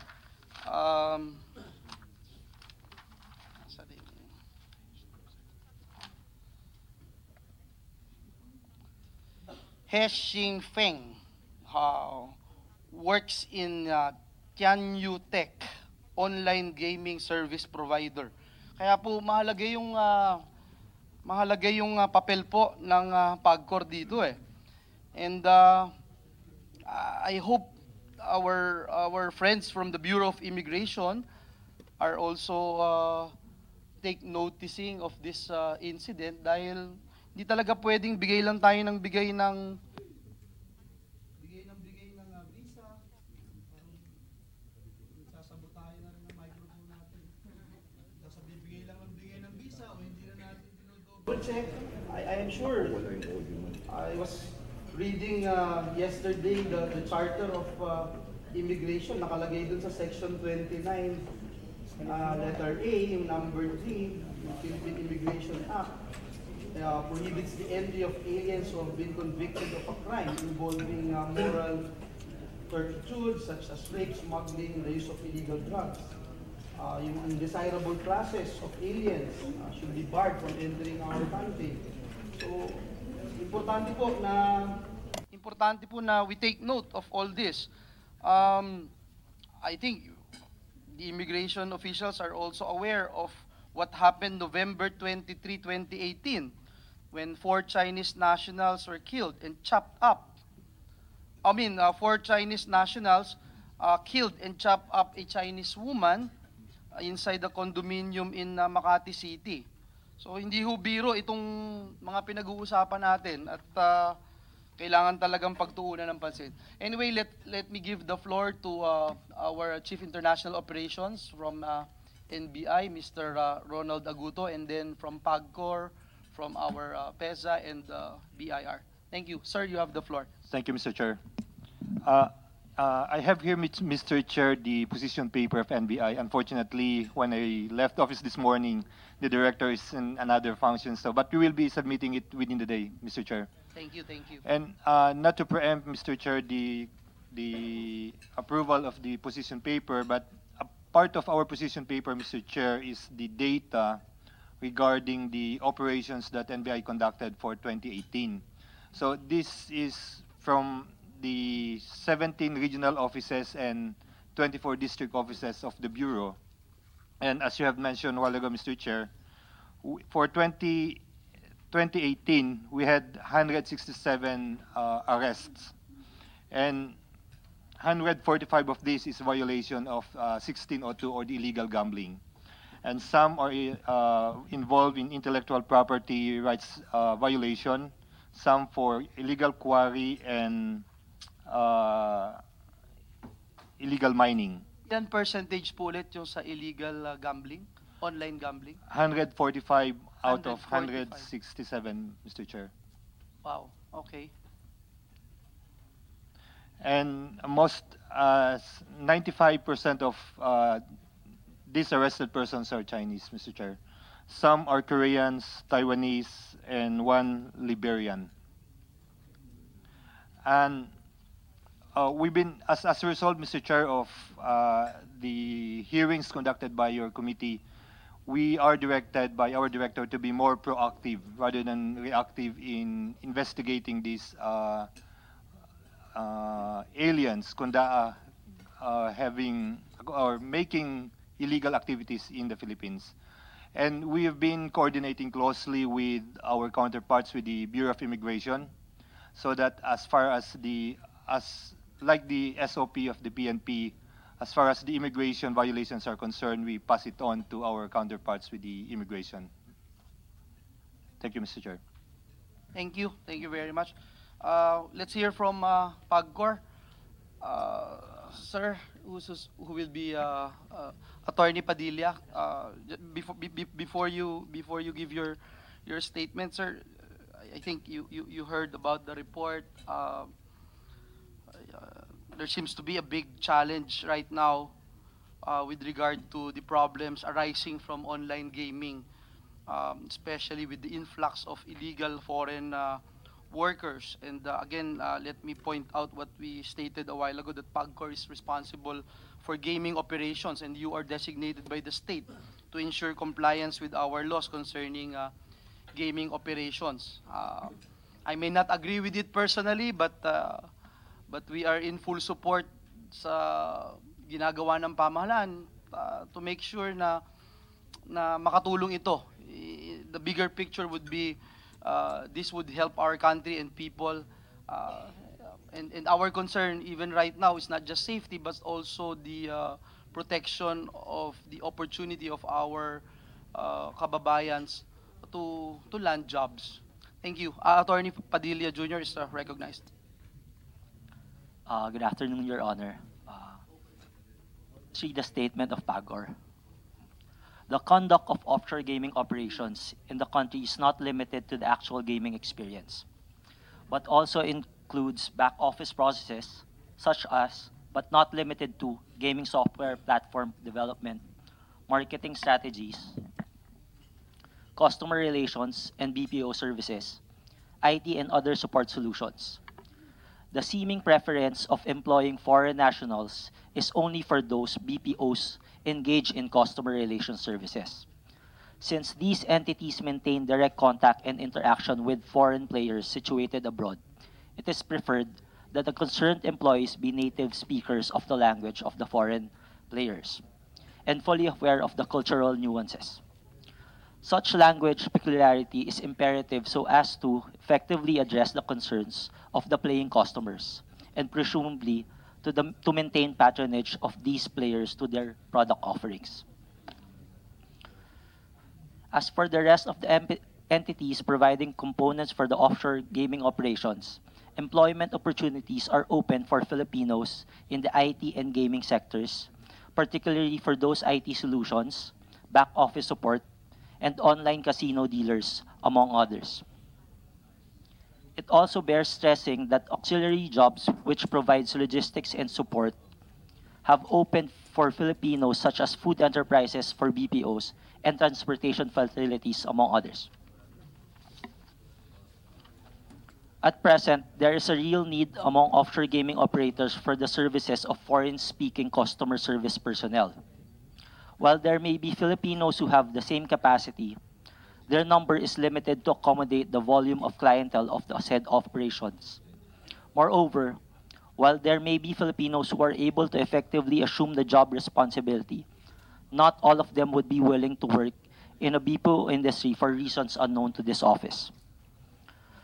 The understudy program, as previously required by the Department of Labor and Employment in its issuance of alien employment permit, may address the concern in the making of this employment opportunity available for the Filipinos. That's it, Your Honor. Thank you. Before I give the floor and ask some questions no, from PAGCOR, Secretary, nakita ko lang ho kasi yung nandyan. Live po yan eh. Tapos may, can we, kahapon ho, when we were discussing about Pogos and nangyari. Gusto ko sana makita niyo yung live eh. Kaya ko gustong ipakita, Secretary, para lang, can we see it? Bilis naman kaagad mag-respond ng mga kalaban natin. Ang hirap naman. Live po, Secretary. Yung mga Pilipino na binibigyan ng trabaho, kailangan nakasuot na ganyan. Kailangan, ayan, live po yan. Pag Pilipino ka, yan ang trabaho mo, pwede ka dyan. Hindi ko alam, hindi naman ho dahil anak ako ni Brother Eddie, sinasabi ko to. Pero hindi ho ako natutuwa eh, pagka yung ganyan. Sana, I don't know, do we even check this places na pinagtatrabahuan ng mga kababayan natin? Your Honor, we also inspect places like that. In fact, may na-inspect na kami at meron kaming nakita na may AAP, meron ding SWP. Ganon, no? Kailangan talagang i-harmonize na. Yun yung gusto nyo sabihin. Salamat po, Secretary. Mahal na kita. Anyway, let's go with PAGCOR, no? Sir, that's the total number of workers in the Pogo industry? Do we have a breakdown on the number of foreign workers, Filipino workers employed in this Pogos, Your Honor? I apologize, Your Honor. We currently don't have any breakdown of the number of employees for the Pogo. Can we have that? Can you Employees, submit Your it? Honor. Oo. Sir, as of we don't really regulate yet the employees of the Pogo operators. We are more focused right now because the Pogo operation is fairly new to us. It was only the jurisdiction was only given to us 2016. We only started that. So our main focus was first at the operations itself, regulating the operations. But you do give licenses and franchise to these Pogos? Operators, yes, Your Honor. Pero wala na kayong responsibility sa empleyado kung may kriminal na pumasok na dyan or ganun ba yan? Your Honor, we are more focused on the directors, on the company owners. If we check, like, According to Bloomberg, at least 100,000 Chinese workers entered the Philippines to work in the offshore gaming industry. This is the reason why their entry caused property prices to spike. Yung isang kaibigan ko po kagabi sabi sa akin, nakakatuwa at nakakalungkot. Nakakatuwa kasi parang gumaganda ekonomiya ng bayan dahil sa kanila, nagtaasan yung property dito, yung condominiums dito sa Pasay. Pero nakakalungkot dahil parang bilang isang Pilipino na ordinaryong manggagawa, lalong tumaas yung presyo, baka hindi na kami makabili ng kondo. And it dawned on me na baka mamaya rin, dumating naman yung pagkakataon na puro foreigner na makabili ng properties dito sa Pilipinas. Mas marami ng may-aring foreigner sa bayan natin. Now, so PAGCOR has no authority, you mean to say, sir, that to regulate the entry of foreign workers in the gaming industry, and I'm only talking about gaming industry. Your Honor, I think we just don't want to overstep the boundaries of our jurisdiction.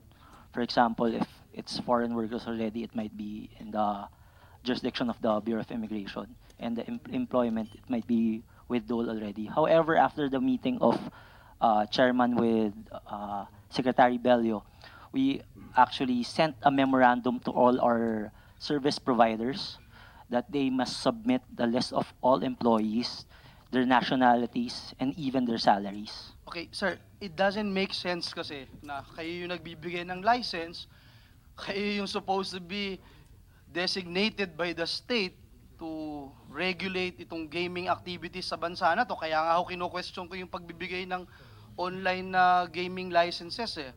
But of course, it's a different story, it's a different issue. But you also require your employees of PAGCOR licensed entities to get a gaming employment license. Is that correct? Yes, Your Honor. So, nire-require mo sila ng gaming employment license pero hindi mo kayang i-regulate or hindi mo kayang i-monitor itong mga empleyado po na ito. But you issue gaming employment license. Now, when you issue gaming employment license to these foreigners, do you require these foreigners to have at least alien employment permits or working visa? Because what we have seen in the past, yung mga arrests na nangyayari, illegal, and these are illegal foreign workers, ano pa ho ito ha? Klaro to na in your face, illegal sila, kaya sila inaresto. But now I'm talking about those who have actually earned this right to work here, and yet, hindi tayo sigurado kung sino sila at hindi natin alam o nabevet. Wag na ho yung hindi available o hindi kayang gampanan ng Pilipino, but yung mental situation or status nila, sigurado tayong safe tayo. Sir, to date, we don't issue gaming employment license to the POGO employees because again, it's fairly new to us. And also, I want to emphasize, Where do you issue itong gaming employment license? sir, in the workers of casinos and our workers, PAGCOR, employees of PAGCOR and the integrated casinos, mostly. What do you mean by integrated casinos? Does it mean na itong GEL na to hindi kasama itong mga online offshore gaming service providers? Yes, Your Honor. The online gaming offshore gaming operators are not included, even the providers. Even the providers where you give licenses. Yes, Your Honor. Are you aware of this, Secretary, from DOLE and Immigration? Your Honor, in our meeting yesterday, Chairperson Domingo committed to give us a list of all the employees hired by their yung mga operators nila, Your Honors. And this includes mga foreign nationals working here. Kasama po dito yung mga foreign nationals working here. Yes, Dun sa sir. sinasabi niyo po hindi niyo nire-require na magkaroon ng gaming employment license. Yes, Your Honor. Okay. Now, yung mga naman nire-require po ninyo, may mga foreign employees din po dyan na binibigyan nyo ng gaming employment license. Yes, Your Honor. So what would be your process sa pagbibigay nitong gaming employment license? Do they have to have an AEP from DOLE or working visa from immigration? Yes, Your Honor. Kailangan muna meron employment from DOLE and Bureau of Immigration. Okay, so that's clear. Now, what is not clear to me, bakit hindi ho kasama yung sa POGOs at yung mga service providers? Dito po sila nag-ooperate eh. Tama ho ba ako? Actually, Your Honor, the operations is actually abroad. Yung lahat po na nandito is only production facilities. That is, yung production facilities nandito eh. Yes, Your Ang Honor. tumataya, nasa abroad. Yes, Pero yes. nandito po yung empleyado eh. Yes, Your Honor. Dito ho niya pine-perform yung duties Yes, and yes, Your responsibilities niya eh. Yes, So Your hindi Honor. po pwedeng sabihin ng operation lang abroad. Yes, Your Honor. So, give me yung this. Okay. gaming pala. Is there Gambling a abroad. substantial distinction between these classes of employees? Between... Nitong POGOs na hindi dumadaan sa inyo, na hindi na kailangan ng GEL, at dun sa dumadaan sa inyo na GEL, ano yung substantial distinction nila in classes of these employees?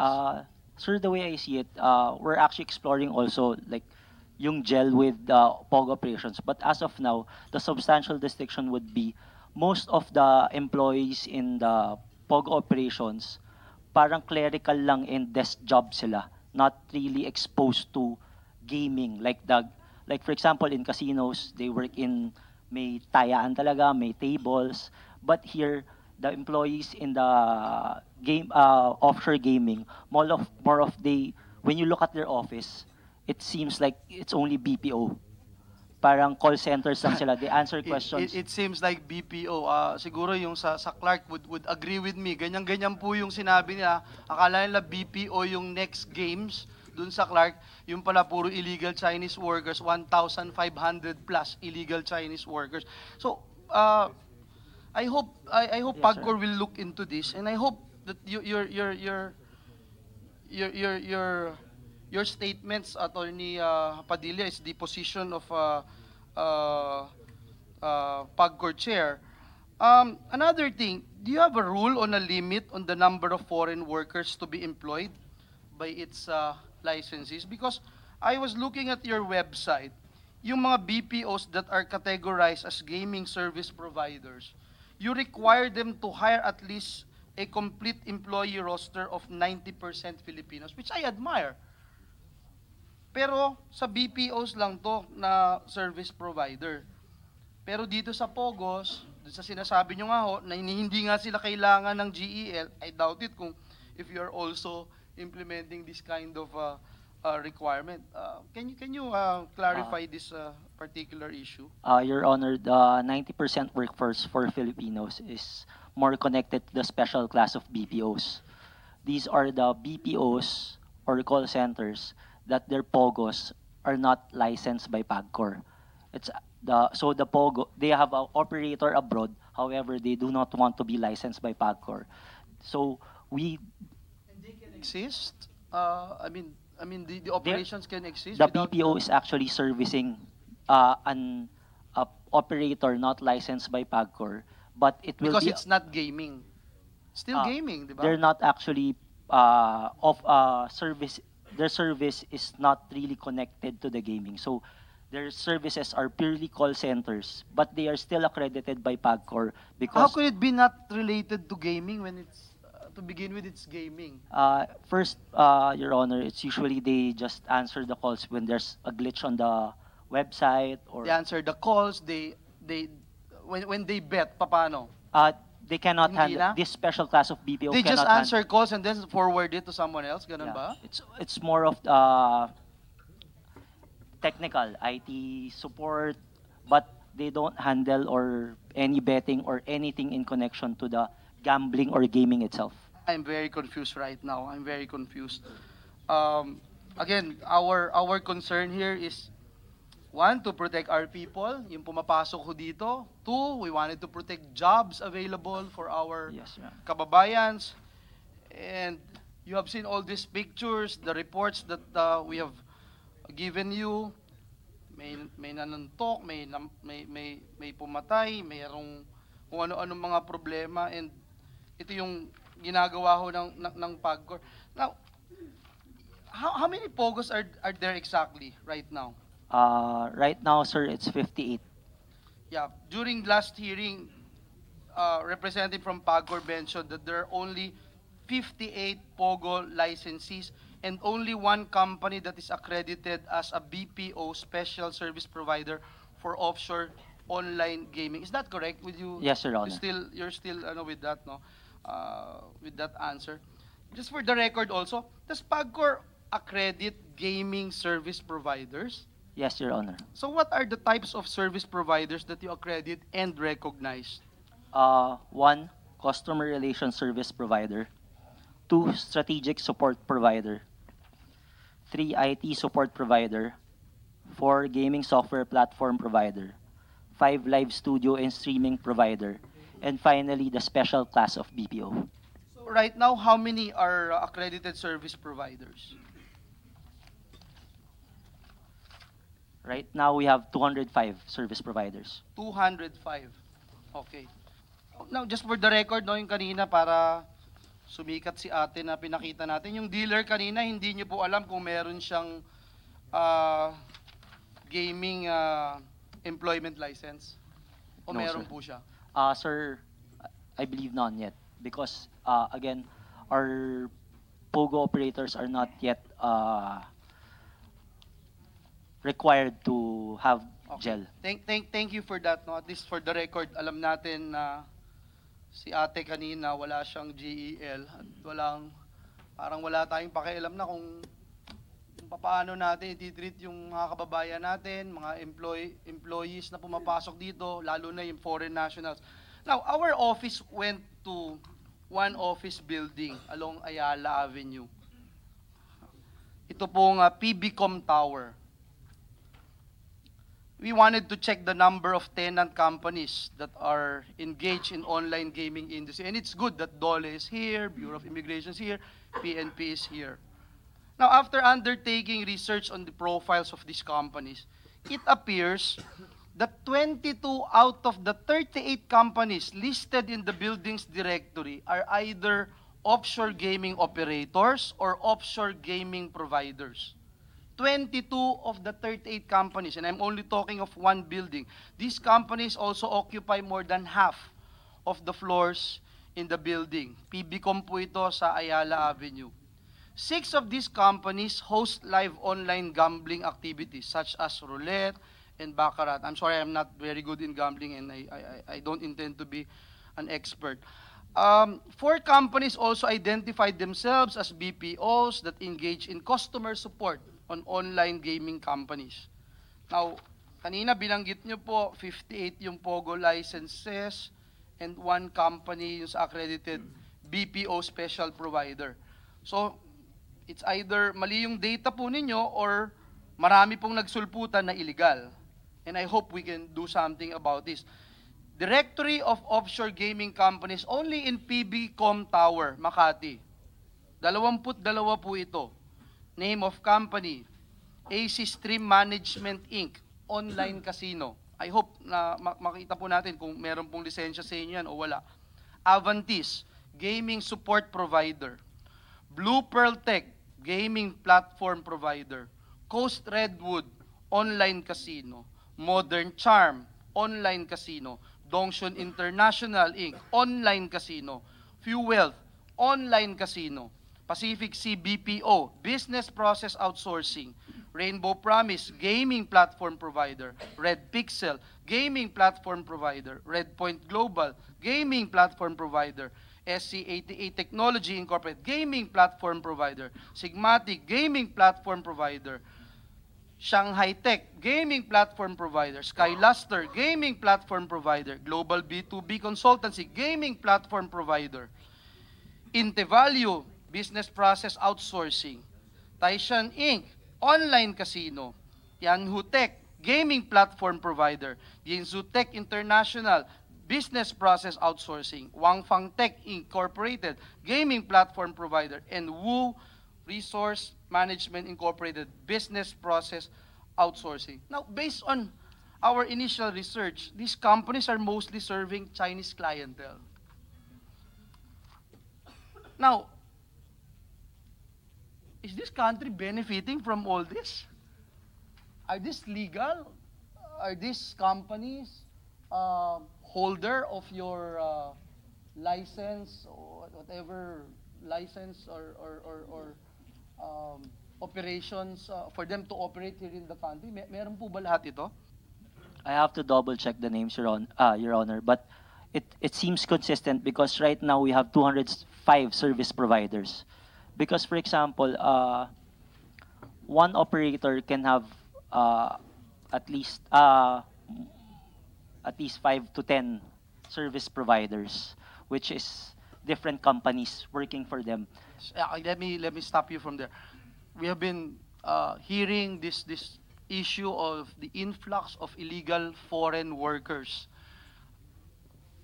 Sa mga kinakasuhan ng NBI, chinarge ng NBI, inaresto ng Bureau of Immigration, puro nasa online gaming.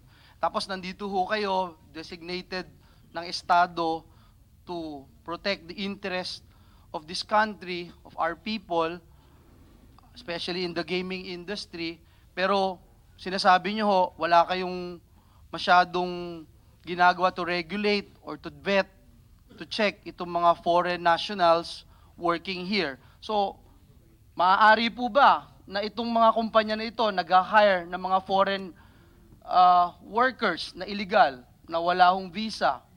Maaari po ba yun? Is it possible, Attorney Padilla? Your Honor, yes, there is a possibility. That's why we're working together with Dole already, and we have always worked with Bureau of Immigration. In Thank fact, you. Thank you. And that's my point, sirs and ma'ams, na nandito ho ngayon. Pinadali ko na ho yung trabaho ninyo. Isang building pa lang po ito. Isang building yan sa Makati pa lang, Ortigas. Meron pa sa Ortigas, meron pa sa BGC, meron sa Quezon City, meron sa Pasay, meron dito sa MOA. At binabahan na po kami ng mga complaints. At nakakatakot ho dahil isang operation pa lang ng BI, 276 na kagad yung nahuling illegal. At mas nakakatakot po kung hindi natin alam kung may mga nakapasok na ho dito na miyembro ng mafia, meron nakapasok na dito na hindi natin alam kung anong gagawin sa mga kababayan natin na hindi na natin hihintayin na may magtapong pantaho sa ating kapulisan. Eh sana ho ay makita po natin ito. And sana ho PAGCOR, let's just have a heart na tignan na ho natin ito. Sana magkaroon tayo ng stringent procedures para sa paggawa nito. Yung GEL natin, extend natin. Kasi binibigyan natin sila ng lisensya eh. Pwede ba yung bigyan natin sila blanket authority? Ito, may lisensya na kayo, may prangkisa na kayo, gawin nyo anong gusto nyo gawin. Bahala na kayo sa buhay nyo.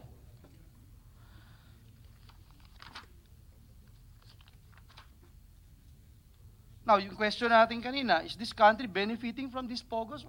Can we hear how much we're getting out of this? Saan napupunta? In terms of revenues, how much we have generated in the past years? Because knowing the president, ayaw din ng presidente ng gambling. Pati nga dun sa Boracay, binan ni presidente yung pagbibigay lisensya sa mga casino dun eh. Pero baka hindi alam ni presidente, baka malaman po niya to, magalit ang presidente dito sa mga nangyayari na to. Parang iba na ho ito ha, itong kung saan tayo papunta bilang isang bansa. I am not a fan of gambling, but considering it is there, at least we make sure that regulations work, government regulations work. Anyway, sige ho, itong sa POGOs, how much revenues are we talking about here? Sir, 2016, 657 million. 2017, 3.924 billion. Malaki po yung tinaas from 657 to 3 billion. Yes, Your Honor. What happened there? Bakit tumaas ho? Because, Your Honor, it was a transition during the 2016. Because during the 2016, we only had jurisdiction around September, Your Honor. So yung latest po na data, how much in terms of revenues, yung latest 2018 meron po ba? 2018, 7.365 billion. 7.3 billion. Okay. Now, do you also check whether these companies pay taxes, BIR? Alam niyo po ba yun? Do they withhold also income taxes due from the compensation of their employees? Meron ho ba tayong data dito, BIR? Good morning, Mr. Chair. As of now, Morning. we do not have the data. But when the BIR started collating records for POGO support team, last March 2018, there are 54 registered POGO licensees. Pero for today, sabi po ni Attorney Padilla, 58 na po. So may apat na... Out of 44 are foreign offshore gaming operators, 8 are registered, and 36 are unregistered. And 10 operators, local, 7 are registered, and 3 are unregistered. Hindi ko alam how to react. But, so again, on BIR, I have no idea whether they withhold the income taxes from the compensation of their employees. Since the employees, Mr. Chair, are illegal aliens, we support as Secretaries Bello and Well, those Attorney- illegal aliens, but those who have become legal, o for example, yung nakakuha ng SWPs, na-check niyo ho ba yan? At present, Mr. Chair, last Tuesday, the DOLE, BI, and PAGCOR has agreed that they will furnish the BIR with the status or the list and status of the employment of this. Siguro yung is another question, ma'am, is that with the 7.3 billion in 2018 revenue, ilan ho mako-compute ho ba natin? For instance na lang ho, ito sa isang, because we don't have the figures, unfortunately, imagine, nakapasok sa bansa natin, wala tayong figures kung ilan sila, ilan nandito, ilan nagtatrabaho sa online gaming. And legal na yung tinatanong natin, hindi pa yung illegal. Paano pa kung illegal yung itanong natin? So dun sa legal, na online gaming companies, service providers, POGOs, etc., foreign workers na nagtatrabaho po dito, may idea ho ba kayo magkano supposed to be ang buwis na supposed to be makokolekta natin from this industry? Ma'am Attorney De Los Santos or Attorney Ipio? Yes. Good afternoon, Madam. Honorable Chair. Under Revenue Memorandum Circular number 102-2017, they are supposed to pay 5% franchise tax for their revenue based on gross and subject to applicable tax on the existing provisions of the National Interior Revenue Code for their compensation and purchase of and sale of goods, sir. Okay, having said that, 5% of its entire gross gaming receipts. Tapos ito nga ho, ang revenue nga po is 7.3 billion. Meron ho ba kayong ginagawa para i-check natin ito at makita ho natin? Kasi kung foregone revenues po ito, nanakawan na tayo ng trabaho, nanakawan pa rin tayo ng karapatang buwis na dapat pumupunta sa ating kabangyaman. Mr. Chair, for that, I think we can start with the list that the committee will submit to the Bureau so that we can check from that list where or what company is not registering their employees. I think or illegal PAGCOR will employees. agree with me that they are more than willing to cooperate with the Bureau of Internal Revenue.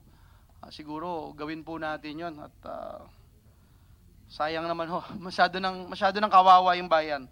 Anyway po, let's move forward. Let's have PEZA. PEZA na. Saan PEZA na? Ayun, Attorney Vincent C.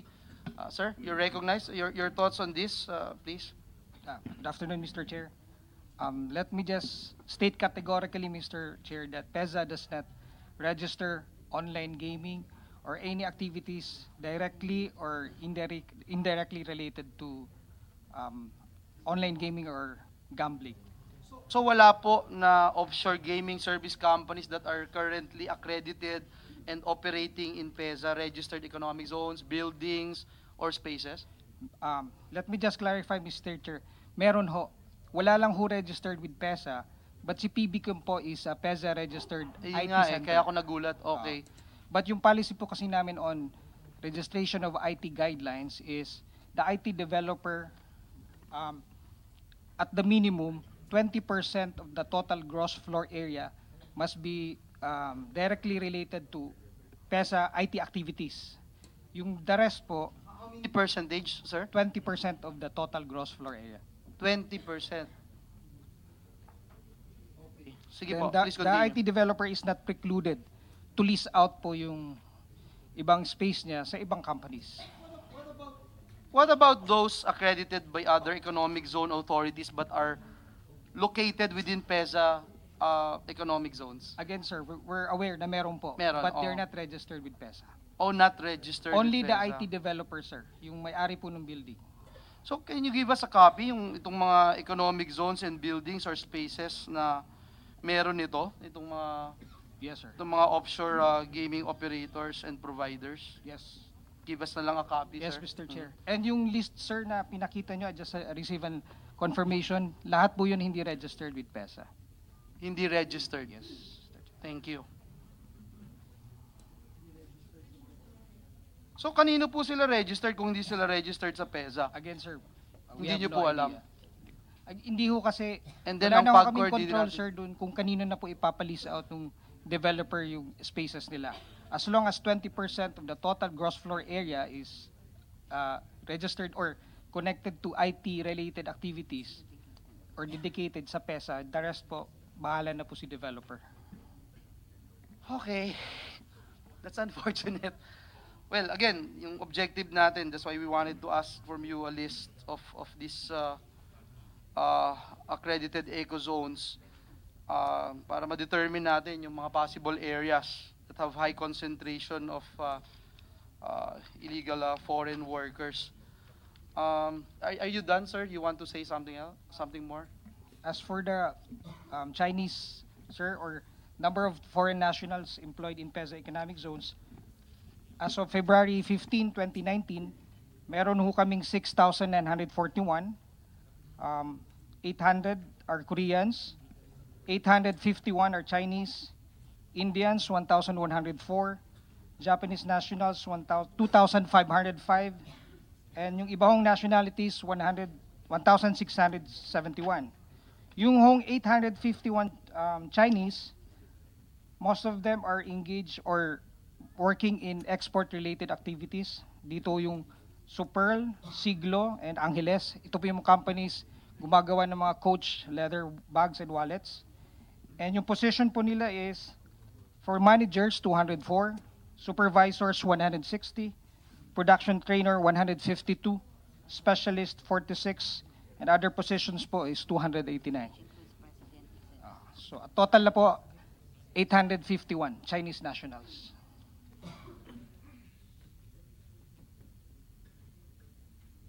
Pero siguro, sir, ngayon nyo lang siguro narinig ito, baka po pwedeng i-ask natin yung mga PESA registered buildings to submit a list of their lessees that are engaged in online gaming and related industries. Yes, Mr. Chair, we will Sana comply. masama po dun sa masubmit natin. Again, ang ano natin dito is maprotektahan natin yung ating bayan. Mahirap na kung sino-sino yung pumapasok, hindi natin alam. Thank you. Thank you, sir. Let's go with CESA. Mr. Cruz Jr., sir, you have the floor. Thank you very much, Your Honor. First of all, the Cagayan Economic Zone Authority lauds the expeditious action of the good Senator Joel Villanueva, the Senate Committee Chairman on Labor, Employment, and Human Resources Development on the issue at hand, that is the irregular influx of illegal foreign workers in the country. And it is the policy of the Cagayan Economic Zone that to abide with the national laws and regulations, especially pertaining to labor. And also as a matter of policy, the Cagayan Economic Zone,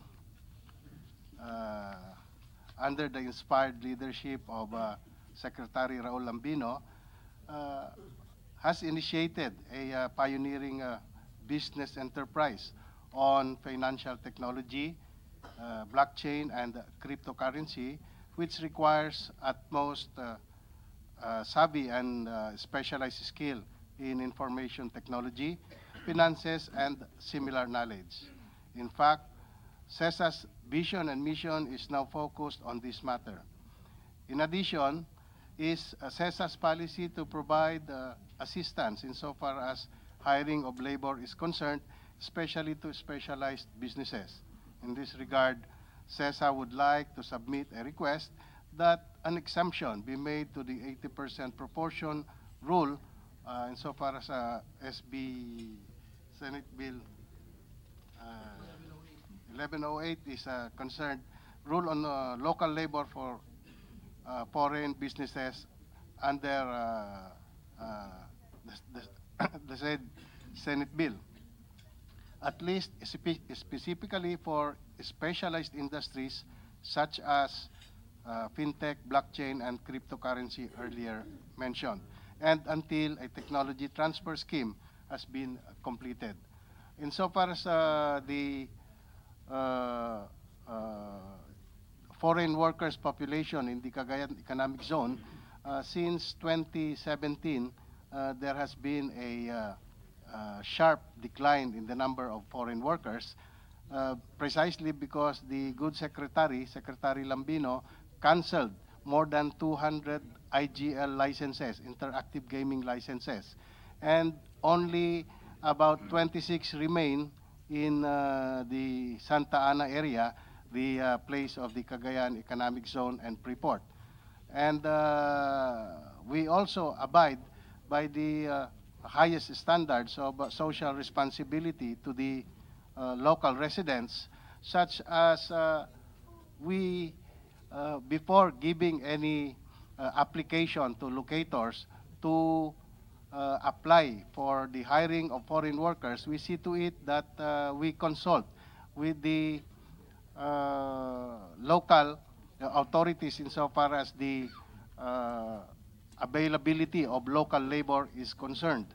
And also, we abide by the procedure in our procedure in issuing the Cagayan Economic Zone Workers Visa, that is the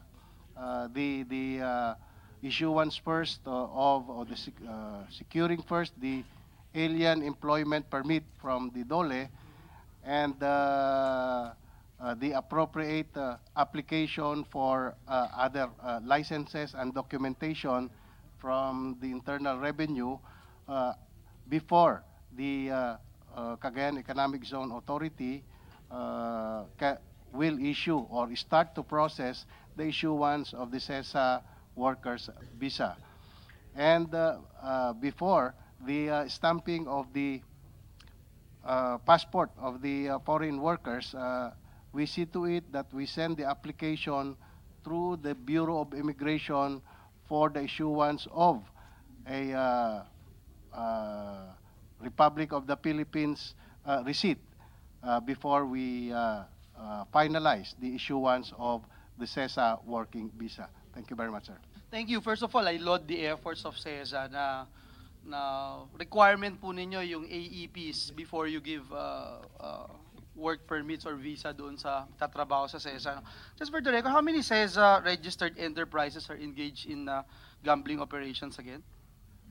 26 po, sir. 26. 26 po yung natitira sa CESA. But are your locators generally allowed to locate in other places aside from the Cagayan Economic Zone? Wala na pong locators outside our area.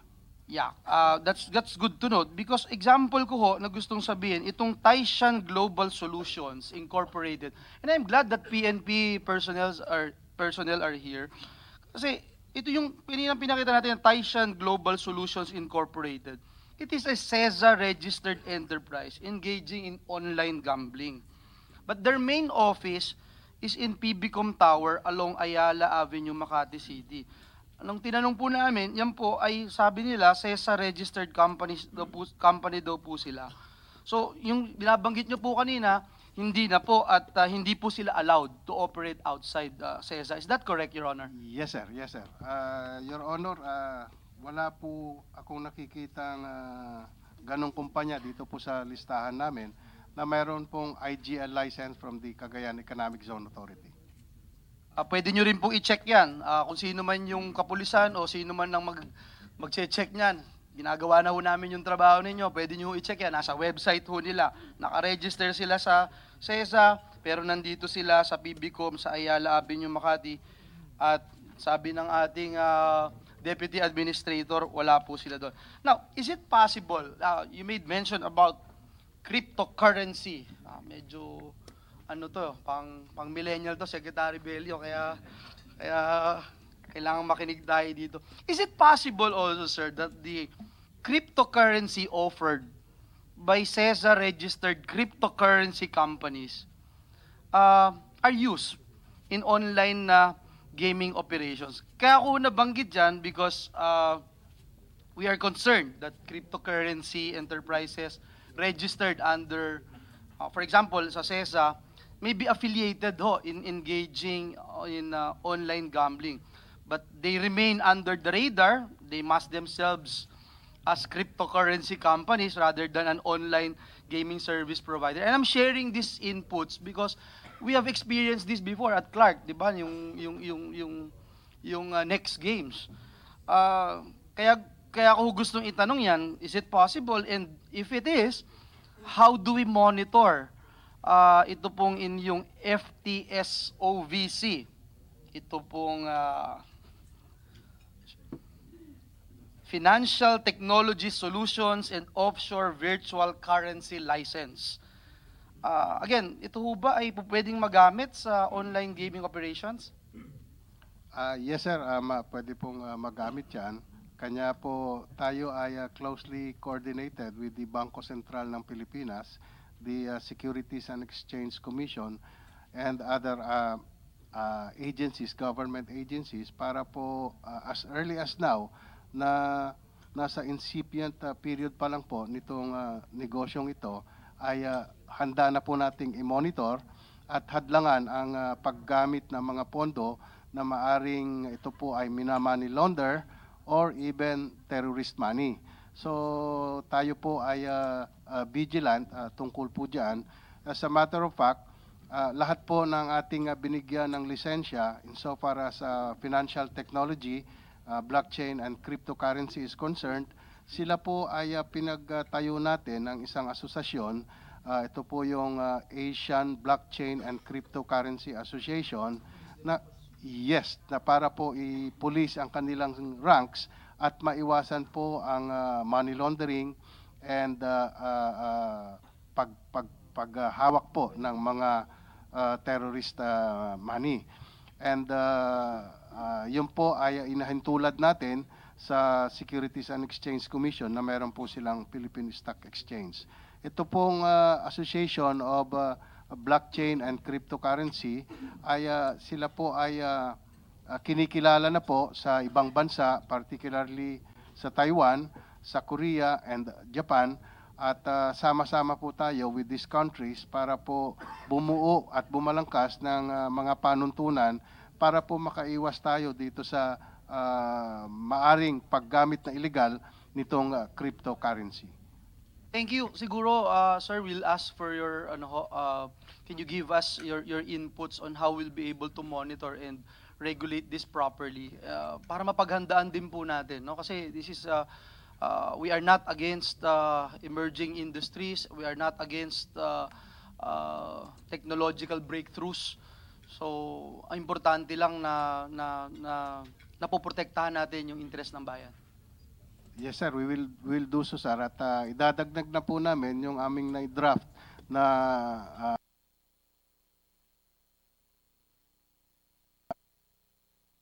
or the Asian or the Association of Blockchain and Cryptocurrency Association para po mapag-aralan at kung kinakailangan pong magkaroon ng ayuda sa ating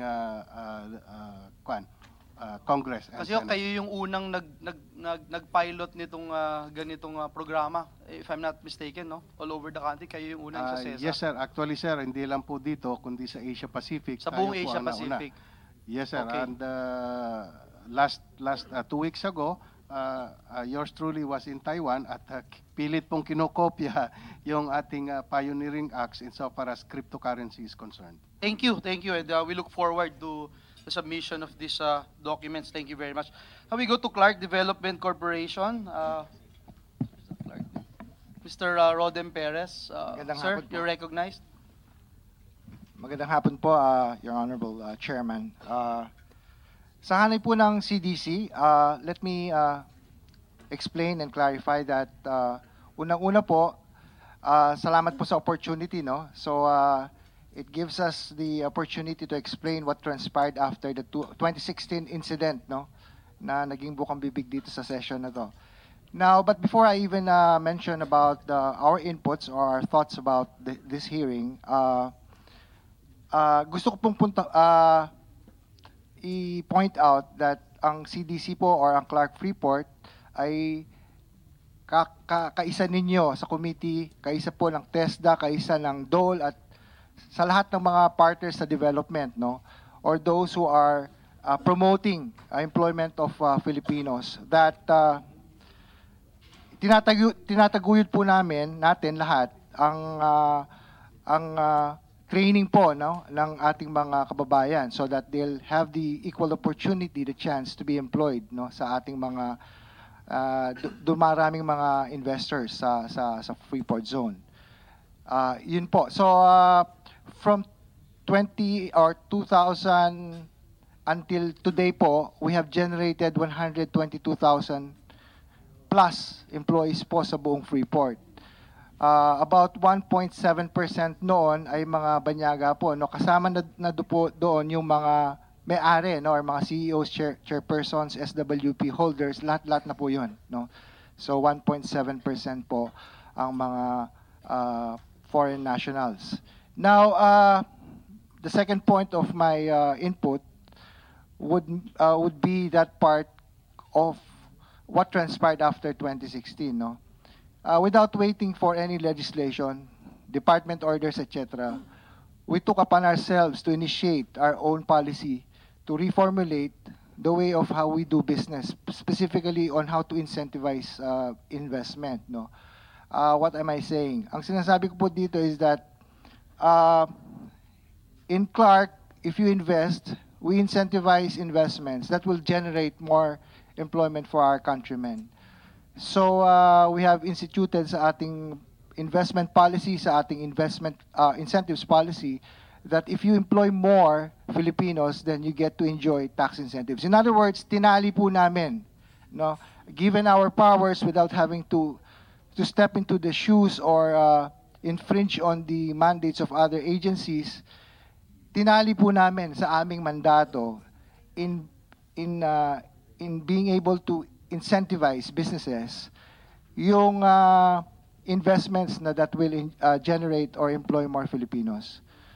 So with that, we continue to generate more jobs for our countrymen, Your Honor. Thank you very much, Mr. Perez. Let me also point out that during my stint in TESDA, we had a great relationship with Clark Development Corporation. Yes, sir.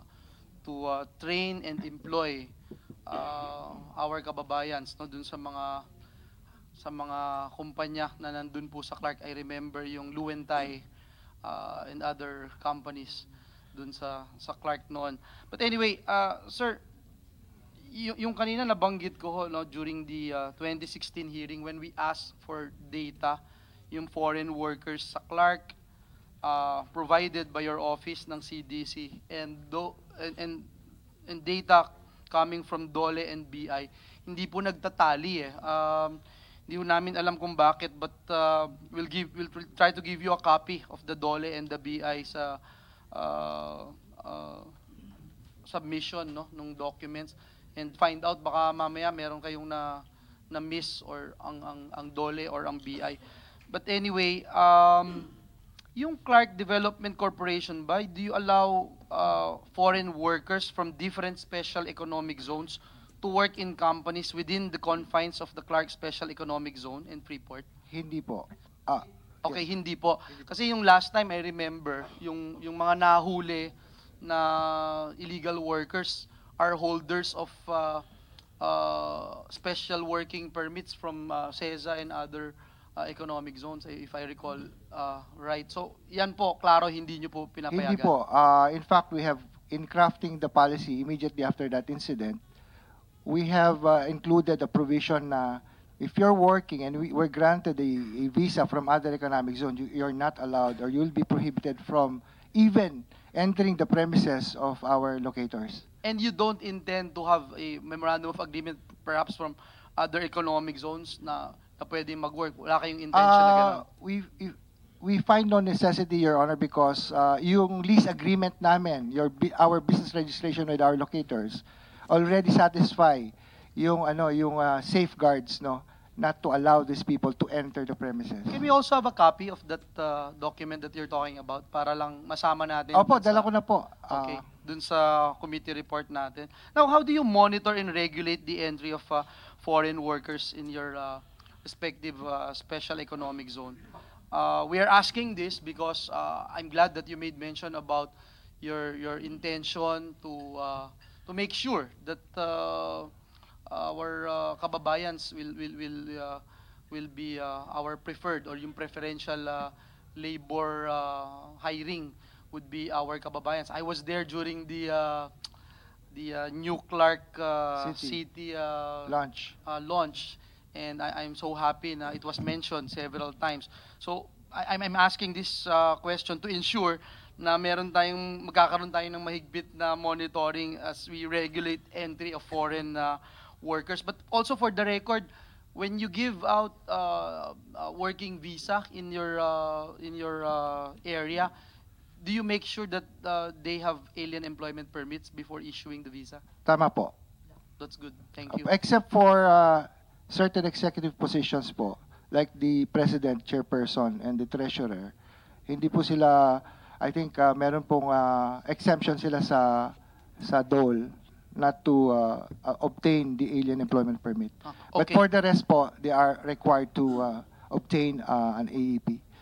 Siguro, yun nga, yung plano ho ninyo, what to do in terms of monitoring and regulating the entry of foreign workers, because we are all aware about the 1.5 billion dollars coming in, no? Investment in the 500-hectare industrial park in New Clark City inside the Clark Zone. And with what's happening, sir, with what you heard today and in the past, siguro it's just but proper to make sure na maghanda po tayo tungkol po dito. Okay, sir. Unang-una po, we begin by this so-called Clark Investment Priority List, no? So, doon po sa listahan nakasaad kung sino lang ang gusto naming mag-invest, who will be incentivized, meaning may bibigyan ng tax privileges, special incentives, etc. So, mag-a-apply ka pa lang ng negosyo po sa Clark, nakasulat na doon sa mga conditions namin na merong limit po ang pag-hire ng mga banyaga, no? So, gaya ng sinabi ko kanina, hindi na namin po hinintay yung mga batas na upcoming or mga legislation, department orders. We ourselves have already instituted and make part sa aming application yung pong pag-incentivize, no? So, yun po. So, we require them to employ a maximum of 5%. As a general rule, 5% po. We just copied yung batas ng PEZA. I think we are the second investment promotion agency in the Philippines that has that limit, no? Aside from PEZA. So, but for certain industries, Your Honor, we allowed a little more than 5% because, for example, yung mga hotel industries, in order to fast-track yung transfer ng mga barista, yung mga chef that hotel or our theme parks would need. So in other words, if the intention is to hire a foreigner in order to train more Filipinos, then that's a good thing, no? So we encourage that scenario. Actually, again, for the record, no, para din sa mga nakikinig at sumusubaybay sa pagdinig na ito, we are not against hiring of foreign workers. Hindi natin kailangan katakutan din yung pag-hire ng foreign workers because beneficial din sa atin na matransfer yung kanilang technical knowledge, yung expertise nila. Basta we make sure na tama yung proseso, una. Pangalawa, itong mga trabaho na ito na ibibigay natin sa mga banyaga ay hindi able, capable, at willing ang ating mga kababayan na gampanan. So I think that's clear. And we thank you for Salamat that. po. Are you done or you want to? Yes, thank you po. Siguro yung isang ano lang po, no, sa DOLE last na biglang lang pumasok sa isip ko. Even the grants na we're getting from example JICA or from Chinese government na grant sa atin, hindi pa rin po natin inaalaw, di ba, just to put this on record, hindi pa rin natin inaalaw na kahit sino na lang ang mga banyagang dadalhin nila para gawin yung trabaho na kaya namang gawin ng ating mga manggagawa. Just for the record, Yusek Dione, can you give this? That's correct, Your Honor. That's correct. Meaning to say, hanggang ngayon, tayong lahat naniniwala doon sa Article 12, Section 12 ng Konstitusyon, yung preferential treatment for Filipino laborers. Hanggang ngayon, lahat tayo, buhay na buhay, yung labor code, yung Article 40, na tanging ang dole lang ang, kaya po may tinatawag na alien employment permit dahil sinisiguro natin na tanging mga Pilipino, unang-una, ang priority natin na bigyan ng trabaho, ofera ng trabaho bago mga banyaga. Yes, Your Honor, we still adhere to that. Thank you. So, wala po tayong pinasukan na kahit na anong kontrata, agreements, na po pwede nang i-hire kahit sinong banyaga na kayang gawin ng mga Pilipino yung trabaho na ito. Your Honor, just like to reiterate what the Secretary had said a while ago, that that's part of the ongoing discussion in the interagency committee. Isa po yan. Mapag-uusapan. Opo. I hope that we do something about it because, for example, in Malaysia, for instance, not every foreign individual who wanted to work there in any industry can work.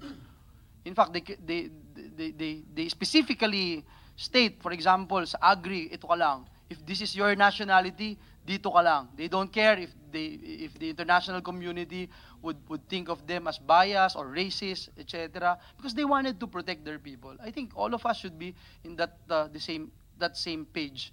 Na at the end of the day, we wanted to protect jobs. We wanted to make sure na may benepisyo, may advantage lagi si Juan de la Cruz dito sa Pilipinas when it comes to jobs availability. I think that's the most important thing. Anyway, if there are any statements from PNP, from BI, DOLE, BIR, you want to say something else? Bago po natin i-close itong ating pagdinig. Is there anything? NBI? Wala na po. Before I give my closing statement, muli ho, maraming salamat sa ating mga resource persons this afternoon. This was a substantial and productive hearing. Subalit mukhang mahaba-haba pang talakayan ang issue na ito ng pagbibigay ng karampatang proteksyon para po sa ating mga kababayan laban sa illegal foreign workers. Sa ating po mga kasama sa DOLE, malinaw din ang kailangan natin pagtuunan ng pansin, yung pong maayos, buo at ganap na pagpapatupad ng ating konstitusyon at labor code, lalo na po sa usapan ng pagbibigay ng tamang oportunidad para sa ating mga kababayan. Hindi po lingod sa inyong kaalaman na naging TESDA man din po tayo, naging certified barista po tayo, hindi po tayo makapapayag talaga na nababaling ang sisi. Ngayon, sa ahensya ng TESDA, sa pagdagsa ng Chinese workers sa construction projects, dahil daw po sa build program, wala na pong mga skilled workers available dito sa ating bansa. Yung data po will show not even 5% go abroad. Dun po sa mga graduates ng construction na sector natin. Ito po'y mismong nanggaling sa TESDA. Kaya sana makarating po ito doon sa spokesperson ng Malacanang. Mali po na sabihin wala tayong enough supply ng skilled workers sa construction. Kaya nag-open up po tayo sa mga foreign workers. As I've mentioned in my opening statement, the number of construction graduates of TESDA increased by 180% in 2018. From 83,649 graduates in 2017, there were 234,546 graduates in construction-related qualifications last year. Napakarami pong TESDA graduates ang pwedeng mabigyan ng trabaho.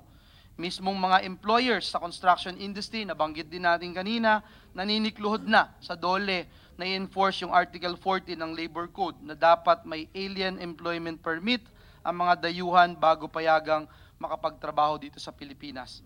Mali din po ang paniniwala na nag-a-abroad na lahat ang ating mga kababayan. Kasi nga po, gaya ng sinabi natin kanina, wala pa hong 5% doon sa mga nag-graduate sa atin ang nagpupuntang abroad dito sa construction-related qualifications. Sa Bureau of Immigration, while we take note of your efforts to apprehend erring foreign nationals, It seems the problems are compounded by PAGCOR's lack of regulation and consistent coordination with the agencies concerned. Subalit kailangan po nating palakasin ang regulatory function ng mga ahensya upang maprotektahan ang ating mga mamgagawa by properly ensuring regulation. Kailangan pag-aralan ang pagbibigay ng working visa.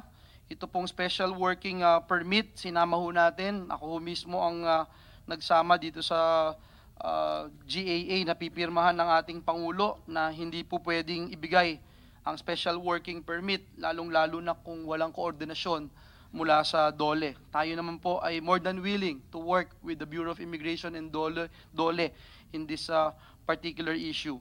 Muli po sa PAGCOR, malinaw po yung papel ng PAGCOR. They are the regulators, but are yung narinig po nating sagot doon sa mga nag-ooperate po dito pero hindi natin alam kung anong klaseng worker po sila. Hindi po acceptable yon. Hindi din po nagtutugma ang data ng registered POGOs sa data ng BIR. Lost income for the country and lost opportunities for our countrymen. Klarong-klarong na nakita ho natin sa ating pagdinig. Hindi din po consistent ang pag-impose ng gaming employment license requirement. Malinaw na dapat may GEL din yung nagtatrabaho na foreign nationals sa ating mga POGOs. Yan po ang ating posisyon. Time and again, I have never supported games of chance. Since it's here already, let's step up and tighten our regulatory powers and enforcement. We can work with PAGCOR, we can work with the online gaming industry. Nasimula na rin po dito ang formal na pagpapakilala ng isang task force ng mga ahensya. Bukas at handa po ang inyong Committee on Labor para tulungan at paigtingin ang koordinasyon ng mga ahensyang ito. Sana po yung mga narinig natin at impormasyon na ating nakalap ay makatulong po at magawa po natin yung ating tungkulin, hindi lang para sa ating bayan, lalong-lalo na po doon sa mga pamilyang Pilipino na naghihintay makahanap at makakuha ng magandang trabaho. Maglaan po tayo ng panahon para magsama-sama at pag-usapan ang magiging panuntuhan at direksyon ng ating task force. Muli po sa inyong lahat, maraming salamat at pagpalain tayong lahat ng ating Panginoong Diyos.